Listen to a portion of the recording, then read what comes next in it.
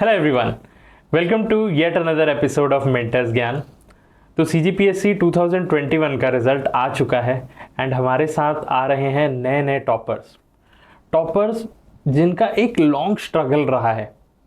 आज हमारे साथ एक ऐसे ही लेजेंड बैठे हुए हैं जिन्होंने कंसिस्टेंटली मेहनत की, हमेशा अपने एम को फिक्स रखा कि मुझे निकालना है और एक CGPSC ऑफिसर बनना है। आज हमारे साथ बैठे हुए हैं CGPSC रैंक 49 सोनल यादव जी।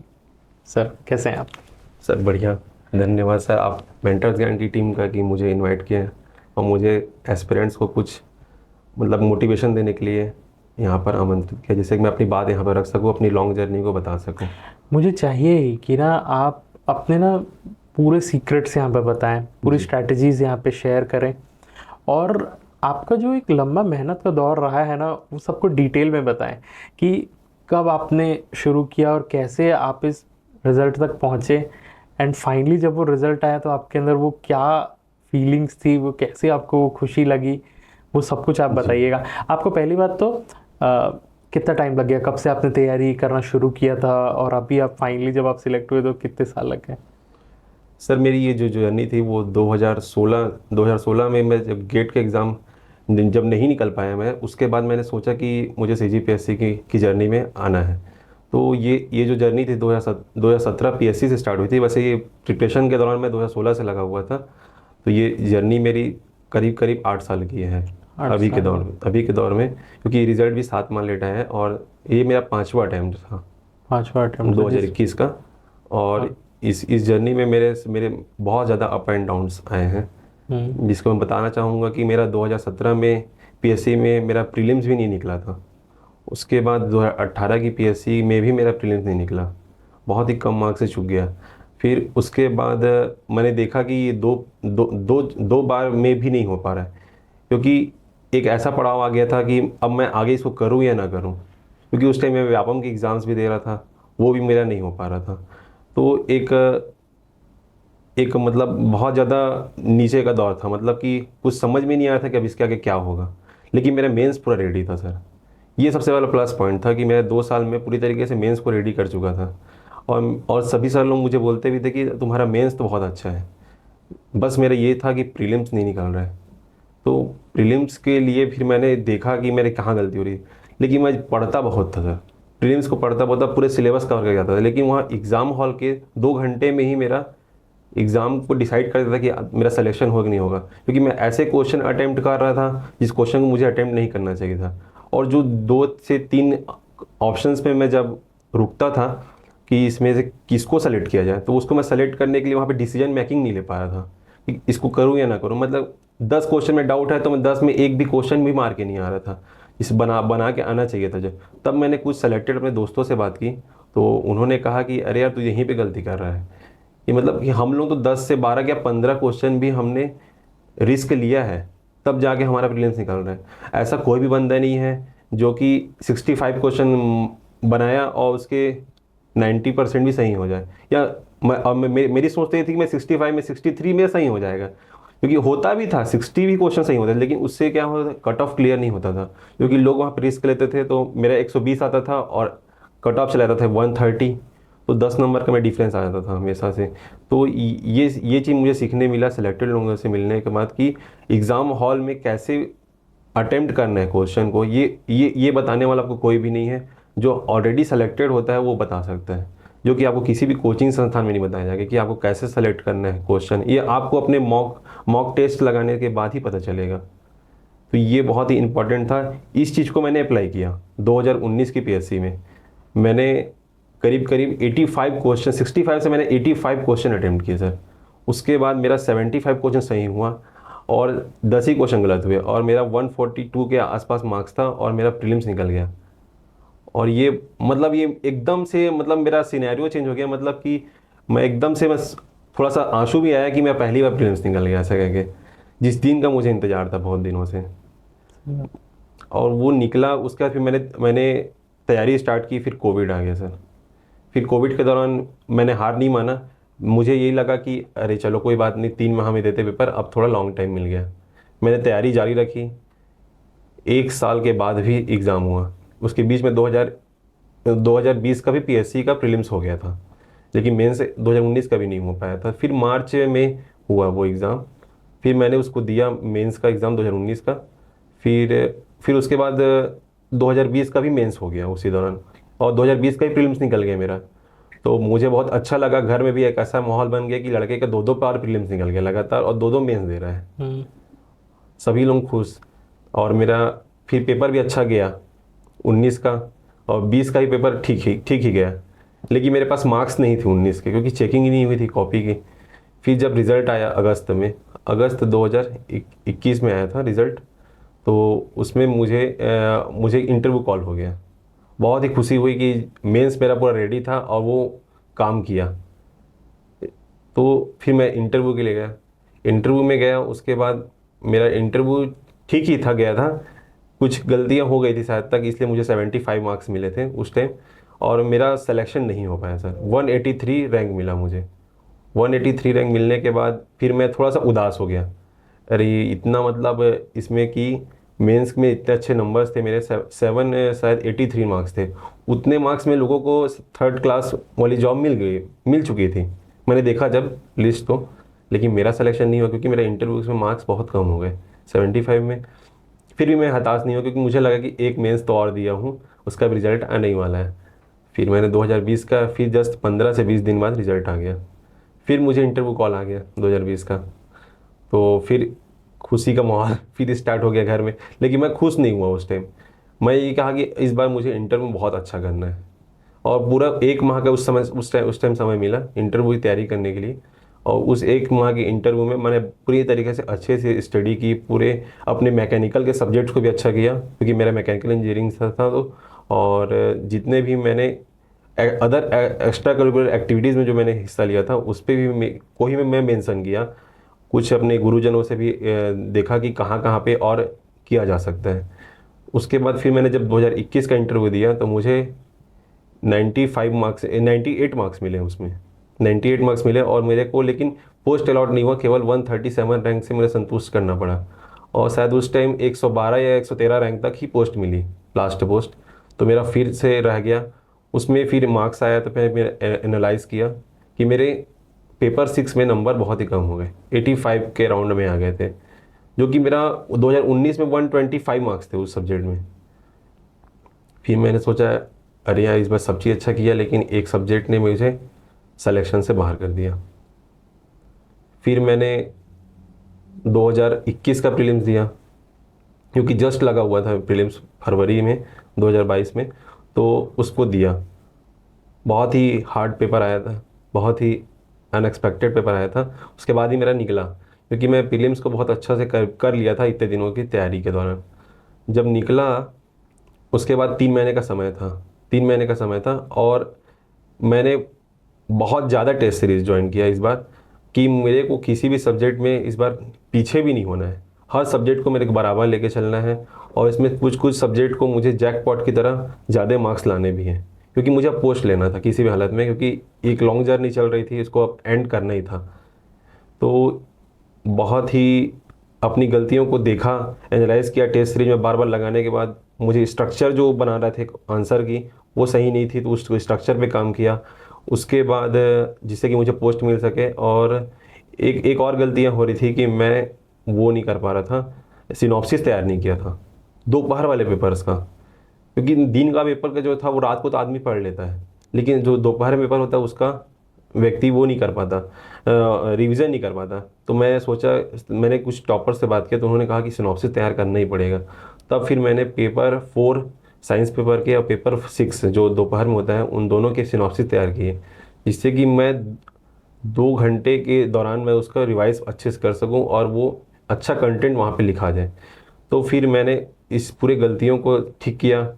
फिर मैं ये भी एक चीज़ मैंने सर रियलाइज़ किया कि मेरी जो तैयारी है वो मैं अपने घर से ही कर रहा था, लाइब्रेरी मैंने ज्वाइन नहीं की थी। और कोविड का दौर था, उस टाइम लाइब्रेरी जा भी नहीं रहे थे अपन 1920 में, लेकिन कुछ बच्चे जाते थे लेकिन मैं नहीं जाता था। तो फिर मैं सोचा कि लाइब्रेरी में जा नहीं पा रहा हूँ, और थोड़ा सा मेरा एक आदत है कि मैं बोल बोल के पढ़ता हूँ। कुछ बच्चों का ऐसा रहता है, तो मेरा एक आदत है मैं बोल बोल के पढ़ता हूँ। तो मैं ना लाइब्रेरी जाने के इच्छुक नहीं था, क्योंकि वहाँ पे एकदम शांत होके पढ़ना पड़ता है। तो फिर मैंने क्या किया, अपनी कॉलोनी में ही एक घर को एक रूम को मैंने किराए में लिया 3 माह के लिए मेंस के दौरान, जिससे कि मैं एक कॉन्सेंट्रेट होकर वहाँ पे पढ़ सकूँ, जो कि बहुत ज़रूरी था। फिर 2021 टाइम मैंने वहाँ उस रूम में मैंने 3 महीने तक पूरे तरीके से अच्छे से स्टडी की, केवल टेस्ट देने जाता था। और मतलब 9 से लेके 12 घंटे तक मैं पढ़ता था उस टाइम, और हर सब्जेक्ट पे मैंने इस बार ध्यान दिया था सर। तो ये पूरी तरीके से वर्थ ही रहा कि आगे चल करके मुझे इसका परिणाम 2021 में मिला, और मुझे अभी 49 रैंक मिला है और डीएसपी के पद पर चयनित हुआ हूँ। सही सर, बहुत कॉन्ग्रेचुलेशंस आपको इतने लॉन्ग जर्नी का जो फल मिला है। मुझे तो वो दिन जानना है कि जिस दिन रिजल्ट आया आप क्या कर रहे थे, क्या क्या किए, किन किन लोगों का फ़ोन आया, कैसा रहा, कैसा वो समय बीता, क्योंकि एक लंबा वक्त रह गया था कि आप मेहनत कर रहे थे। जी। एंड इस जर्नी के दौरान बहुत सारे ऊपर नीचे आप देखते हैं, लोग आपके ऊपर भरोसा करते हैं, कई लोग नहीं करते हैं, वो सब कुछ आपने देखा होगा। कैसा था वो दिन जिस दिन रिजल्ट आया? सर रिजल्ट तो हम लोगों का 30 सितंबर 2022 में हम लोगों का इंटरव्यू पूरा ख़त्म हो चुका था, और हम लोगों को लगा था 30 सितंबर को रिजल्ट आ जाएगा। लेकिन उस दिन रात 8 बज गए, रिजल्ट नहीं आया। फिर पता चला कि रिज़ल्ट होल्ड कर दिया गया है, क्योंकि रिजर्वेशन इशूज़ है कि स्टे लग गया था। तो अब हम लोग सोचा कि हमारा रिज़ल्ट तो फंस गया। 7 माह के बाद फिर हमारे कुछ साथियों ने कोर्ट में लड़ाई भी लड़ी, और हाई कोर्ट भी गए, लेकिन वहाँ पे सीधा ये कहा गया कि एसएलपी वहाँ पे लगा हुआ है सुप्रीम कोर्ट में, इसलिए रिजल्ट नहीं आ सकता, पीएससी ने कह दिया। फिर अब हम लोगों को तो सुप्रीम कोर्ट पे ही विश्वास हो गया था। इस टाइम हमारा रिजर्वेशन पॉलिसी भी चेंज हो रहा था, स्टेट में 76 हो रहा था। तो कुछ लोग बोलते थे कि एग्ज़ाम फिर होने वाला है, तो एक ऐसा लगता था कि अरे फिर एग्ज़ाम हो जाएगा, हम लोग तो इतना एग्ज़ाम दिए हैं और उसका रिज़ल्ट नहीं मिला, फिर से पढ़ना पड़ेगा, ऐसा लगता था। कभी कभी डिमोटिवेट भी होता था कि 7 माह के बाद फिर 1 मई का दिन बहुत ही शुभ रहा हम लोगों के लिए, कि 1 मई को जो अर्जेंट हियरिंग हुई उसमें सुप्रीम कोर्ट ने कहा कि जितने भी पुरानी वैकेंसीज़ हैं सभी के 58% पे ही रिज़ल्ट जारी कर दिया जाए। तो मैं 31 अप्रैल तक मैं पूरी तरीके से पढ़ रहा था सर। नेक्स्ट अपने मेंस की तैयारी करना स्टार्ट कर दिया था, चाहे जैसा भी हो मुझे तैयारी करना ही है। अब मेरे पास इतने समय में ना तैयारी करने के सिवा कुछ भी नहीं था, और क्योंकि मैं अब किसी के जॉब में जा भी नहीं सकता था, और घर वालों ने मुझे कह दिया था कि तुम लगे रहो, क्योंकि मेहनत का फल एक दिन मिलेगा ही, ऐसा था। वो कभी बेकार नहीं जाता, ऐसा था। तो 1 मई का दिन जब ये निर्णय आया तो घर में तो बहुत ज़्यादा खुशी हो गई कि अब इसका रिजल्ट आने वाला है। और मुझे भी बहुत खुशी हुई कि रिजल्ट आने वाला है। 1 मई के बाद से मैं पढ़ना पूरा कम कर दिया। फिर 11 मई का वो दिन आया सर, जिस दिन रिजल्ट आया अभी 11 मई 2023 को। तो उस दिन 5:30 बजे सबसे पहले सिविल जज का रिजल्ट आया। तो अब समझ में आया कि आज रिजल्ट आने ही वाला है। और लगातार पीएससी उस दिन फॉर्म में ही था एक प्रकार से। तकरीबन 6 रिजल्ट जारी हुए, उसका 7वां रिजल्ट 7:45 बजे 6वां रिजल्ट डालना। फिर 9:30 बज गए सर, 9 बज गया, फिर 9:30 बज गया, रिजल्ट ही नहीं आ रहा है। और लोग बोलते भी थे व्हाट्सएप ग्रुप्स में कि आएगा ही आज रिजल्ट आना ही, ऐसा कह के। फिर मेरा तो मोबाइल देख देख के मेरा गला भी सूख गया था एकदम से। फिर मैं ना उस दिन मेरे घर में शादी भी थी मौसी के यहाँ। तो मम्मी पापा सभी लोग बैठे हुए थे, लेकिन 9 बज गया, अब पार्टी में भी जाना था। तो फिर मेरा छोटा भाई मम्मी को लेकर के चला गया, मम्मी लेट हो रहा है शादी में, आप चलो, फिर रिजल्ट आएगा तो पापा हैं और सोनल है और मेरे चाचा भी थे साथ में, ये लोग देख लेंगे। तो मेरी बहन और मेरे मम्मी निकल गए शादी के लिए दीपक पैलेस बिलासपुर में। तो फिर उसके बाद मैं 9:30 बज गया, मम्मी लोग 9 बजे निकल गए, 9:30 बजे रिजल्ट नहीं आया अभी तक। मुझे लगा शायद आज नहीं आएगा क्या, ऐसा कह के फिर मैं खाना खाने बैठ गया। थोड़ा भूख भी लगने लगा, कुछ खाया भी नहीं था शाम से, टेंशन के वजह से क्या होगा ना क्या होगा। फिर 9:30 बजे मैं खाना खाने बैठा। उसके बाद फिर 9:45 में मेरी सिस्टर का कॉल आया। मतलब वो शायद दीपक पैलेस पहुंच भी नहीं पाई थी, लेकिन वो लगातार मोबाइल में सर्च कर रही थी रिज़ल्ट को।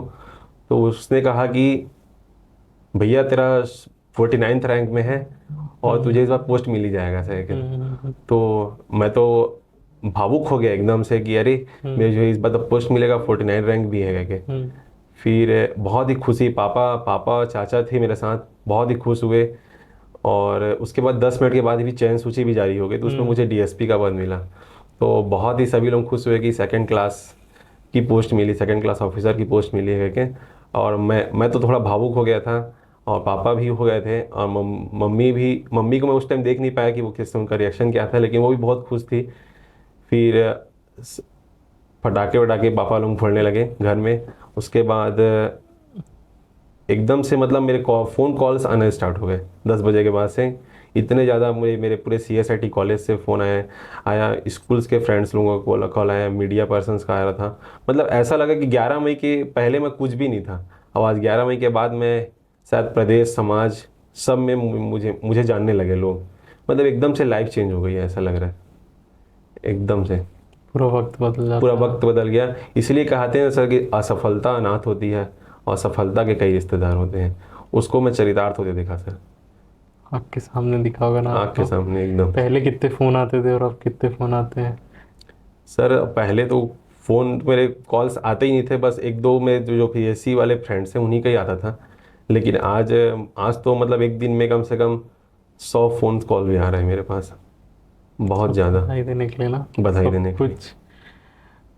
मतलब 8 साल की मेहनत थी, जी पूरा वर्थ एकदम लगाना कि यार इतना, भले इतना टाइम लग गया पर उस एक बड़ी चीज के लिए आप इतना सैक्रिफाइस किए, एकदम वर्थ लग रहा होगा ना यार। बहुत अच्छा हुआ कि हो गया करके।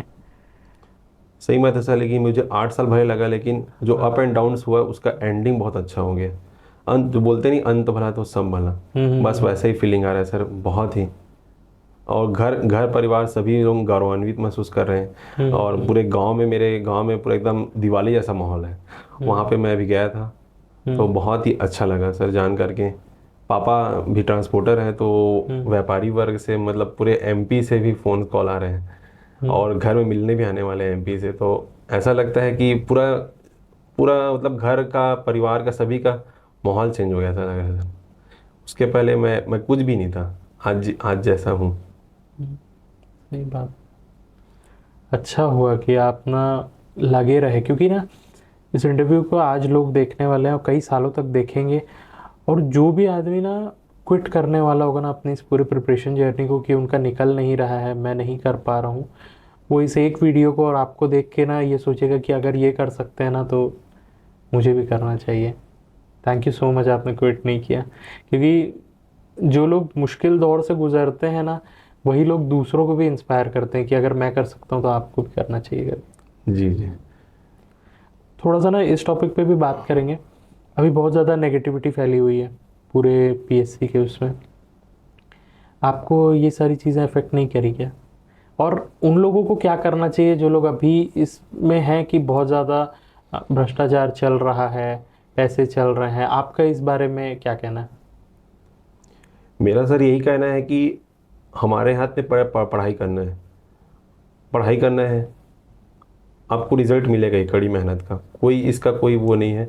मैंने तो 3 बार इंटरव्यू में गया हूँ, मेरे पास पूरा एक्सपीरियंस है। एक भी फ़ोन कॉल्स नहीं आते सर कहीं से भी। ये सब बाज़ार में ये सब मतलब बनाया हुआ है किसी का, कि इसे फ़ोन कॉल्स आते हैं। मैंने 3 बार इंटरव्यू गया, मैंने एक भी बार मेरे किसी भी ऐसे फर्जी कॉल्स भी नहीं आए आयोग के नाम से। मैं बताऊं कि मतलब मैं तो ये कह सकता हूँ कि आपके फ़ोन नंबर्स गोपनीय होते हैं, शायद ही किसी को पता चलता है कि है वहाँ पर, मतलब ये बंदा इंटरव्यू देने वाला है। मैंने इस चीज़ को फेस नहीं किया है, जो चीज़ अभी मार्केट में चल रही है। मैं यही कहूँगा सभी एस्पिरेंट को कि अपने तैयारी पे ध्यान रखें, क्योंकि जो भी चीज़ें हैं वो आपकी तैयारी यदि अच्छी रहेगी तो आपको पोस्ट ज़रूर मिलेगा, क्योंकि उसके सिवाय हमारे पास कोई भी चारा नहीं है। सभी धैर्यपूर्वक अपनी तैयारी को जारी रखें, और अभी 1 माह के बाद मेंस है, तो उसमें उसकी तैयारी बहुत ही अच्छे तरीके से करें। सभी RTI कॉपीज़ मिल चुकी है, अभी ऑनलाइन डल चुकी है, उसका एनालिसिस करें, तो ज़रूर सभी को पोस्ट एक दिन मिलेगा। एक न एक दिन सभी को पोस्ट मिलेगा जो इस लाइन में लगे हुए हैं। CGPSC एक ऐसा है सर, इसमें जो व्यक्ति क्विट नहीं करेगा ना उसको ज़रूर मिलेगा। यदि जो क्विट कर देगा उसको फिर नहीं मिलेगा, क्योंकि मंजिल पाने के लिए आपको रास्ते में चलना ही पड़ेगा। यदि रास्ते से आप भटक गए तो फिर आपको मंजिल मिलेगी ही नहीं। इसलिए इस रास्ते को ना छोड़े। मैं यही कहूँगा, बाजार की नेगेटिविटी से आप सभी लोग दूर हो और अपने पढ़ाई पे और एक्चुअल बात है ना कि आप ये देखिए ना, आप 8 साल से तैयारी कर रहे थे, 3 बार इंटरव्यू दिए, अगर होना ही रहता तो आप पहले कर लिए होते। जी जी, है ना, क्योंकि अभी 2021 वाले ही जो बैच है जिसमें सबसे ज़्यादा एलिगेशंस लग रहे हैं और ये बोला जा रहा है कि इसमें बहुत ज़्यादा भ्रष्टाचार हुआ है, और आप यहाँ पर हैं, अगर होना ही रहता तो आप पहले करके आगे रहते। इतने साल का आप वेट क्यों करते? और हमारे पास अभी जितने भी टॉपर्स आए हुए हैं वो सब लोगों को ऑलमोस्ट 6 साल 7 साल 8 साल लग ही रहा है, तो वो तो अपना एक पूरा एक फेज देखे है ना। आप लोगों के पास इतना सारा नॉलेज है कि कैसे पढ़ना चाहिए, क्या पढ़ना चाहिए, क्या गलतियां होती हैं, कैसे उससे बाहर निकलना चाहिए, तो आप सब लोग देखे हुए हैं। तो मैं ये सब आप लोगों को कहना चाहता हूँ कि अभी जो भी हो रहा है प्लीज़ अपने पढ़ाई को मत छोड़िए। ये मत समझिए कि सब कुछ CGPSC में गड़बड़ हो रहा है। हमारे पास लोग हैं, टॉपर हैं, जिन्होंने सिर्फ मेहनत के बल पे इस रिज़ल्ट को लाया है। और एक ही बात है कि भले देर सही, पर जो रिज़ल्ट आया है ना वो आपकी पूरी दुनिया बदल देता है। तो it's worth the wait, it's worth the hard work that you do. बिल्कुल सर। पूरी तरीके से ये CGPSC की जो राज्य सेवा परीक्षा है, ये एक ऐसी परीक्षा है जिसमें ना हर व्यक्ति जो भी लगा हुआ है उसका पूरा जीवन बदल देगा सर। ये एकमात्र एक ऐसा परीक्षा है UPSC और CGPSC में मानता हूँ जो कि पूरी तरीके से व्यक्ति की लाइफ तो चेंज होती ही है, लेकिन उसके पूरा परिवार, समाज, जितने भी लोग होते हैं सभी को गौरवान्वित महसूस करते हैं। जो कि मैं चाहूँगी, जो मैं सुकून में जो मुझे आज जो मिल रही है सफलता के बाद, वो हर एस्पिरेंट्स उस समय को जिए, मैं ये चाहूँगा। क्योंकि ये जो समय है वो बहुत ही अविस्मरणीय है सर, बहुत ही अविस्मरणीय। मैं चाहूँगा कि हर एस्पिरेंट्स इस समय को जिए, इसलिए कड़ी से कड़ी मेहनत करे और लगन के साथ करे, धैर्य रखे। अप एंड डाउन सभी के लाइफ में है, किसी के लाइफ में भी ऐसा नहीं है कि नहीं है। किसी को एक बार में मिल जाता है, किसी को लॉन्ग टाइम लग जाता है, लेकिन सभी को एक दिन जरूर मिलेगा। इस बात को ना छोड़ें सर। थोड़ा सा ना इस बारे में बताइए कि आप इतने साल तैयारी करते रहे, कई बार आपका सिलेक्शन नहीं हुआ होता, एकदम लाइफ के डाउन साइड में देखो उससे कैसे बाहर निकलते हैं? क्योंकि कई लोग हैं यहाँ पे जो लोग ना इस साल प्रीलिम्स के रिजल्ट में जिन लोगों का नहीं हुआ होगा, या फिर जिन लोगों का जो CGPSC का रिजल्ट है 2021 में नहीं हुआ होगा इंटरव्यू दिलाने के बाद भी, वो सब लोग कहीं ना कहीं क्विट करने वाले होंगे। आप क्या ऐसा सोचते थे और इस चीज़ से बाहर निकलते थे और बोलते थे कि नहीं एक बार और सही? सर जैसे कि मेरा तो बहुत ही 2-3 बार अप डाउन आया है। जब मेरा पहली बार प्रीलिम्स नहीं निकला तो मुझे लगा कि तैयारी अच्छी नहीं होगी, पेपर भी कठिन आ गया, ऐसा था। इकोनॉमिक्स सर पे पूछ दिया और मुझे तैयारी नहीं थी, तो मुझे लगा कि चलो यार तैयारी नहीं है, एक न एक दिन तो निकलेगा ही, ऐसा था। फिर अच्छे से मैंने तैयारी की 2018 की। 2018 पेपर बहुत ईजी आया, फिर मेरा नहीं हुआ, कठिन के बाद ईजी में भी नहीं हुआ। फिर मैंने ये सोचा कि अरे यार अब भी नहीं हुआ, इतना पढ़ने के बाद भी नहीं हुआ। तो ये एक मन में एकदम से मतलब डिमोटिवेट टाइप का हो गया कि सभी फ्रेंड्स का पेपर निकल रहा है। जैसे एक मेरे दोस्त थे विजय कैवर्थ, उनका भी पेपर निकला, उनका लगातार प्रीलिम्स निकल रहा था और मेरा नहीं निकल रहा था, मेरा प्रीलिम्स ही निकल रहा था उनका। तो मैं देखता था कि तो सभी लोग यही बोलते थे कि प्रीलिम्स निकलेगा तभी सब एग्ज़ाम निकलेगा, व्यापम भी तभी निकलेगा जब प्रीलिम्स निकलेगा। तो क्योंकि जब प्रीलिम्स में मैं 1800 के अंदर नहीं आ पा रहा हूँ, तो 1800-1900 लोग जो देते हैं 15 गुना, उसमें नहीं आ पा रहा हूँ, तो फिर व्यापम कहाँ से निकलेगा? एकदम से डिमोटिवेट टाइप का लगता था। लेकिन ये था कि मेरा मेंस रेडी था, मैंने मेंस पे हमेशा लगातार काम किया। फिर जैसे ही नोटिफिकेशन आया 26 नवंबर का, तो फिर मैं डायरेक्ट प्रीलिम्स की तैयारी में लग जाता था। और इस बार मैंने मतलब 19 में तो मैंने पूरी तरीके से बात किया था कि वो जो एग्ज़ाम हॉल वाला जो प्रेशर होता है ना, उसमें कौन से क्वेश्चन अटेम्प्ट करना है, कौन से क्वेश्चन नहीं करना है, उसमें गलतियाँ हो रही थी, उसको मैं सुधार किया। और रही बात उसकी कि जो 2021 के परिणाम में भी जो बच्चे सेलेक्ट नहीं हो पाए, पोस्ट नहीं मिला मतलब उनको इंटरव्यू के बाद, तो मैं यही कहूँगा कि मुझे भी 2 बार इंटरव्यू के बाद पोस्ट नहीं मिला था। बहुत ही बेकार लगता है कि इंटरव्यू में जाने के बाद भी पोस्ट नहीं मिलता, तो वो चीज़ आप फेस कर रहे होंगे अभी। लेकिन बस यही सोचिए कि सफलता कुछ दिनों के लिए टल गई है, असफलता में ही सफलता छुपा हुआ है। मैं यही सोचता था कि सफलता कुछ दिनों की टल गई है। अभी जैसे कि मेंस होने वाला है, यदि वो सभी फिर से लगेंगे, 2 माह बाद फिर रिजल्ट आ जाएगा, फिर इंटरव्यू देंगे और फिर सेलेक्ट हो सकते हैं। तो बस मैं यही कहना चाहूँगा कि सफलता कुछ दिनों के लिए टल गई है, ये सोच करके तैयारी में लग जाए। यही एक मोटिवेशन है कि सफलता चलो कुछ दिन के लिए डिले हो गई है, अभी कुछ दिन के लिए बस, और मुझे ज़रूर मिलेगा, ऐसा करके तैयारी करना चाहिए उनको। और जिनका प्रीलिम्स अभी 2022 का नहीं निकला है, तो उनको मैं कहना चाहूँगा कि वो अभी प्रीलिम्स का अभी पैटर्न जो सर थोड़ा चेंज हो गया है। इसमें ये है कि अभी छत्तीसगढ़ के जो क्वेश्चंस आ रहे हैं वो एक बुक से नहीं आ रहे हैं, उसमें थोड़े बाहर की चीज़ भी आ रही है, जिसमें कि गवर्नमेंट की जो DPR की वेबसाइट्स हैं वहाँ से भी पूछे जा रहे हैं कि CM का दौरा कहाँ पे हो रहा है, ये सब। तो मतलब ये है कि अब जो एक केवल और केवल एक बुक को लेकर के पढ़ेगा उसका सिलेक्शन नहीं होगा, उसको थोड़ा सा न्यूज़पेपर में कोई पढ़ना होगा, मतलब सोशल मीडिया जो साइट्स हैं CMO के जो ट्विटर हैंडल्स हैं उसको भी देखना होगा, लगातार देखना होगा। मतलब ये नहीं कि एक कमरे में बैठ के पढ़ रहे हैं बस उतने से एग्ज़ाम निकल जाए, ऐसा नहीं है। थोड़ा सा उसको अवेयरनेस वाला जो क्वेश्चन होता है ना उसको भी अटेम्प्ट करने होंगे। जैसे कि रघुराम राजन जी कहाँ आए हैं, छत्तीसगढ़ आ रहे हैं तो कहाँ पे गए हैं, तो ये सब चीज़ें किसी बुक में नहीं मिलेगी। लेकिन आप यदि सोशल मीडिया साइट से यदि गवर्नमेंट की आप देख रहे हैं तो वहाँ से मिलेगी। तो मैं वही कहना चाहूँगा कि प्रीलिम्स में जो सक्सेस नहीं पाए हैं वो थोड़ा सा बुक के अलावा कुछ बाहर की जो चीज़ें चल रही है गवर्नमेंट से रिलेटेड, योजनाओं के रिलेटेड जो भारत सरकार की भी है, तो ये इन सभी चीज़ों को हमेशा देखें। जैसे कि मैंने 2022 का प्रीलिम्स दिया था, उसमें एक क्वेश्चन आया था कि कूट में आया था कि पवन ऊर्जा में भारत की स्थान 5वां या 4था, ऐसा कुछ आया था। तो मैं 5 फरवरी को प्रधानमंत्री जी शायद तक बेंगलोर में थे एनर्जी समिट में G20 के, तो वहाँ पे एक PMO की जो ट्विटर हैंडल है उसमें आ रही थी चीज़ें, सभी चीज़ वो जो बोल रहे थे, तो उसमें मुझे दिख गया था वो डाटा 4था या 5वां नंबर रैंक वाला। तो जब एग्जाम हॉल में उस डाटा को देखा तो मैं बोला ये डाटा तो एकदम सही है। ये कूट में उसको पता कर लिया कि ये जो पवन ऊर्जा से रिलेटेड जो लिखा हुआ है ये डाटा तो बिल्कुल सही है, क्योंकि इसको प्रधानमंत्री जी ने कुछ दिन पहले बोला था।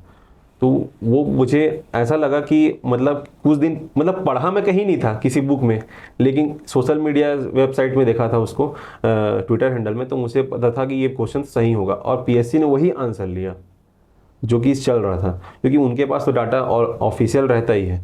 तो मतलब ये है कि हम किसी वेबसाइट को खोले भी नहीं है जाके, लेकिन यदि कोई स्पीच दे रहा है प्राइम मिनिस्टर तो वहाँ से हमको पता चल जाता है। मतलब यही मैं बोल रहा हूँ कि आप केवल बुक ना पढ़ें, कुछ ना कुछ गवर्नमेंट की हैंडल्स को भी आप अब एक नज़र मारते रहें, जिससे कि आपका कहीं न कहीं पे फ़ायदा हो ही जाएगा। ये है, तो आज ये है कि बुक को सिलेबस कवर करना ही है, प्लस जो बाहर में एक्टिविटी चल रही गवर्नमेंट की उसको भी आपको डेली मॉनिटर करना है, तो उससे प्रीलिम्स ज़रूर निकलेगा। ये है, केवल हम बुक को पढ़ेंगे तो उससे दिक्कत आ जाएगी। और वही है कि आपने वो सब कुछ फेस किया है जो एक स्टूडेंट अभी कर रहा है। कई लोगों का प्रीलिम्स नहीं निकल रहा है, कई लोगों का मतलब लास्ट स्टेज में भी होने के बाद नहीं हो पा रहा है। तो आप सब चीज़ को पार करते हुए फाइनली इस पोजीशन पे पहुंच गए कि निकल गया। तो सब लोगों को बस यही कहना चाहता हूँ कि ना, करिए आप मेहनत, कुछ ना कुछ आपके अंदर अभी गलतियाँ हो रही हैं, इसलिए शायद आपका सिलेक्शन नहीं हो रहा है। जिस दिन आप इस चीज़ को एक्सेप्ट किए ना कि हाँ गलती है, मुझे अपनी गलतियों को ठीक करना है, तो आपके सिलेक्शन के ज़्यादा चांसेस रहेंगे। थोड़ा सा अब हम लोग ना आपके स्ट्रैटेजीज़ पे वर्क करते हैं कि अगर कोई एक स्टूडेंट है जिसको प्रीलिम्स एग्जामिनेशन में बहुत दिक्कत आ रही है, कैसे तैयारी करनी चाहिए? आप एक स्ट्रैटेजी बताइए। अगर कोई भी नेक्स्ट PSC के लिए जो Feb 24 में होगा उसके लिए अगर तैयारी करना चाहता है तो कैसे प्रीलिम्स की तैयारी करें? सर सबसे पहले अभी प्रीलिम्स की तैयारी करने के लिए सबसे पहले सिलेबस, जो कि बहुत ज़्यादा बड़ा सिलेबस है, कहाँ से क्वेश्चन आएंगे किसी को पता नहीं होता, क्योंकि मेंस में हमको पता होता है लेकिन प्रीलिम्स में हमको पता नहीं होता। तो उसके लिए मैं यही कहूँगा कि जितने भी सिलेबस है कि टॉपिक्स हैं उसको कवर करें, डीप स्टडी करना जरूरी है इस बार कि प्रीलिम्स के लिए डीप स्टडी करना, क्योंकि एक क्वेश्चन कहाँ से आएगा वो हमको पता नहीं है, इसलिए थोड़ा सा प्रीलिम्स के लिए डीप स्टडी जरूरी है। चाहे छत्तीसगढ़ हो, चाहे भारत का भूगोल हो, या फिर करंट अफेयर्स हो। करंट अफेयर्स आपको डेली पढ़ना है, वो लास्ट की जो 2 मैगजीन्स आती है उसके भरोसे हम नहीं रह सकते, क्योंकि वो उस टाइम पे काम नहीं कर रहा है। अभी की जो PSC पैटर्न है, इसलिए आपको साल भर आपको रीडिंग करना पड़ेगा करंट अफेयर्स का, और इंडियन हिस्ट्री भी आपको अच्छी बुक से पढ़नी होगी, उसको मैं बताऊंगा अभी आपको। और जो एम लक्ष्मीकांत से आप संविधान भी पढ़ सकते हैं। तो ये जो चीज़ें हैं जो डीप स्टडी करनी होगी, ये नहीं कि मैं ऊपर ऊपर पढ़ के जाऊंगा तो निकल जाएगा, ऐसा नहीं है। उसके बाद आपको जैसे ही नोटिफिकेशन आता है तो उसके बाद आपको मॉक मतलब टेस्ट देने होंगे प्रीलिम्स के, जिसमें कि हम आपको गलतियाँ पता चलें कि कितना सही हो रहा है, कितना गलत, कितने निगेटिव हो रहे हैं। कई लोगों के बहुत ज़्यादा निगेटिव हो जाते हैं, तो उसको पहले से जान पाएगा वो। और एग्ज़ाम हॉल के रियल एक्सपीरियंस भी करना जरूरी है कि कौन से क्वेश्चन को बनाना है, कौन से क्वेश्चन को छोड़ना है, ये भी आना चाहिए। क्योंकि पढ़ने बस से कुछ नहीं होता सर, वो 2 घंटे जब एग्ज़ाम हॉल में जो होते हैं ना, वो बहुत लोगों के साथ डिसाइडर हो जाता है। कई लोग बहुत ज़्यादा पढ़ जाते हैं, मैं भी बहुत ज़्यादा पढ़ गया था, लेकिन एग्ज़ाम हॉल की प्रेशर के दौरान में कौन सा क्वेश्चन छोड़ना है, कौन सा क्वेश्चन नहीं छोड़ना है, इसको लेकर के भी दुविधा हो जाती है, इसलिए भी क्वेश्चन पेपर नहीं निकल पाता। इसलिए पहले मैं बोलूँगा सिलेबस अच्छे से करें, प्लस करंट अफेयर्स पर पूरी तरीके से पकड़ होनी चाहिए, चाहे नेशनल हो चाहे सीजी हो, दोनों ही लगातार हमको करना है। उसके बाद फिर मॉक टेस्ट लगाने हैं, और अधिक से अधिक जितने भी एमसीक्यूज़ हैं उसको सॉल्व करने हैं। और प्रीवियस ईयर क्वेश्चंस पेपर से भी एनालिसिस किया जा सकता है कि किस टॉपिक से क्वेश्चंस आ रहे हैं। लेकिन अभी कुछ गड़बड़ा गया है, क्योंकि पिछले बार इकोनॉमिक्स से क्वेश्चन आए थे, इस बार इकोनॉमिक्स से क्वेश्चन नहीं आए थे। लेकिन इसके लिए हमको तैयार रहना है कि हमने सभी टॉपिक्स को पढ़ा। यदि एक टॉपिक से क्वेश्चन नहीं है, मान लो कोई इकोनॉमिक्स पढ़ के गया है और इकोनॉमिक्स से क्वेश्चन नहीं आया, तो फिर कैसे करेगा। तो मतलब सभी सब्जेक्ट्स को पढ़ना पड़ेगा। इन्वायरमेंट हो गया, जितने भी चीज़ें हैं जो सिलेबस में है उसको सभी को पढ़ना पड़ेगा, किसी को छोड़ने वाली बात नहीं है। छोड़ने का है ही नहीं, प्रीलिम्स में तो नहीं है सर चांस। आपने ऐसा क्या किया था कि मतलब पहले 2 साल आपके नहीं निकले, पर जब निकलना चालू हुआ तो लगातार मतलब 19, 20, 21, 22 भी निकला सर। हाँ, इस अभी आपका थोड़े दिनों के बाद मेंस भी है, तो मतलब ऐसा क्या आपने किया कि निकलते गया? मैं यही कहूँगा कि जब जो मेरा नहीं निकल रहा था उसके लिए मेरा कारण केवल यही था कि मैं वहाँ पर रिस्क नहीं ले रहा था एग्ज़ाम हॉल में। क्योंकि मैं सोचता था कि मैं 65 क्वेश्चंस बना के आया हूँ, बस इसमें से मेरा हो जाएगा। 60 क्वेश्चन सही हुए, कुछ तो आयोग ही उसको डिलीट कर देता है कुछ क्वेश्चंस को, तो इससे दिक्कत होती है। तब मुझे पता चला कि नहीं, अपने आप को इतने में सीमित नहीं रखना है। जो क्वेश्चंस में डाउट है, दो ऑप्शन जहाँ पे है वहाँ पे फंसे हुए हैं, तो उसको आपको करना है। मतलब एक गट्स फीलिंग आनी चाहिए एग्जाम हॉल में कि मैं, हाँ ये 10 से 12 क्वेश्चन ऐसे हैं कि जो मैं देखा लग रहा है, हाँ ना, लेकिन आंसर के मैं करीब हूँ, 50-50 लग रहा है, तो उसको अटेम्प्ट करना ही है। उससे क्या होगा, यदि आपने 10 क्वेश्चन यदि लगा दिए एक्स्ट्रा बनने के बाद, 65 किए, उसके बाद फिर 10 क्वेश्चन और लगा दिए आप, तो आपका उसमें से 5 सही हो गया, 5 गलत हो गया, तो 5 क्वेश्चन सही होने के 10 मार्क्स मिल गया आपको। तो आपका वही 7 से 8 नंबर का फ़ायदा हो जाता है, जो कि आपको सिलेक्शन और ना सिलेक्शन के बीच में डिफरेंस क्रिएट कर देगा। तो मेरा तो यहीं पे चूक हो रही थी। तो मैंने 19, 20, 21, 22 सभी में मैंने इस चीज़ को अप्लाई किया है कि मैक्सिमम अटेम्प्ट करना है। एकदम से ऐसा भी अटेम्प्ट नहीं कि 100 में 100 बना के आया, ऐसा नहीं करना है। हमेशा से मैं 80 से 85 के बीच में मैंने अटेम्प्ट्स किए हैं एग्ज़ाम हॉल में, जो कि आइडियल होते हैं, क्योंकि एकदम से कम अटेम्प्ट करने पे आपका पेपर नहीं निकलेगा, ऐसा है। क्योंकि कुछ क्वेश्चन वहाँ डिलीट हो जाएंगे, कुछ क्वेश्चंस के आंसर भी चेंज हो जाते हैं, तो आपको जहाँ पे 2 में डाउट है वहाँ पे आपको रिस्क तो लेना ही पड़ेगा। ये है, मैं यही कहूँगा सभी को कि मॉक टेस्ट में भी आप जब देते हैं, टेस्ट सीरीज ज्वाइन करते हैं प्रीलिम्स का, तो वहाँ पर भी आप ना इस रिस्क फैक्टर को लेकर चले कि हाँ मेरे को दिए 10 क्वेश्चन के आंसर 50-50 में लगा देखता हूँ क्या होता है। तो उसको एनालिसिस करना चाहिए कि टेस्ट का जब आंसर आने के बाद, हाँ यार मैं इसको 10 में लगाया तो इतने सही हुए इतने गलत हुए, तो उसमें आप प्लस ही जाएंगे। मतलब बेसिकली ये है कि रिस्क लेना पड़ेगा, वो भी कैलकुलेटेड रिस्क, मतलब सब नहीं कि अरे अब आया ही है तो एक ABCD ये वाला नहीं। जो पढ़ा हुआ है और जहाँ पे 2 ऑप्शंस आप एलिमिनेट कर चुके हैं, 2 में फंसे हुए हैं, या एक ही एलिमिनेट हो गया 3 में फंसे हुए, उसमें भी लगाया जा सकता है। तो वहाँ पे आपका सही होगा ही, एकदम डैम श्योर है वहाँ पर। ओके, मेंस के बारे में डिस्कस करते हैं। मेंस कुछ ही दिनों में होने वाला है। मेंस की तैयारी कैसे शुरू करनी चाहिए, पहले तो इस टॉपिक पे आते हैं। 1 ईयर या 1 मंथ वाला बाद में करेंगे। कब करनी चाहिए, क्या प्री और मेंस की तैयारी एक साथ हो सकती है, या फिर प्रीलिम्स निकलने के बाद मेंस की तैयारी करनी चाहिए? इसमें मेरा यही कहना चाहूँगा कि प्रीलिम्स की मैंने प्रीलिम्स की तैयारी अलग की थी और मेंस की तैयारी मैंने अलग की थी, लेकिन अभी के दौर में ये ऐसा है कि हमको प्रीलिम्स के साथ साथ मेंस की तैयारी भी कर लेनी चाहिए। जैसे कि प्रीलिम्स के कुछ सब्जेक्ट्स जो ऐसे हैं जो कि मेंस में भी हैं, जैसे छत्तीसगढ़ के सब्जेक्ट्स हैं और इंडियन ज्योग्राफी हैं और कॉन्स्टिट्यूशन है, तो ये सब प्रीलिम्स में भी हैं और हमारे मेंस में भी है। तो इसकी तैयारी साथ साथ की जा सकती है, दोनों की तैयारी साथ करनी चाहिए, मैं ये कहूँगा। और जो एक्स्ट्रा सब्जेक्ट बच जाते हैं जैसे कि फिलॉसफी है, सोशियोलॉजी है, तो इन सभी के लिए हम बाद के 3 माह में भी कर सकते हैं। लेकिन मैं ये कहूँगा कि प्रीलिम्स सबसे बड़ा हर्डल है अभी के समय में।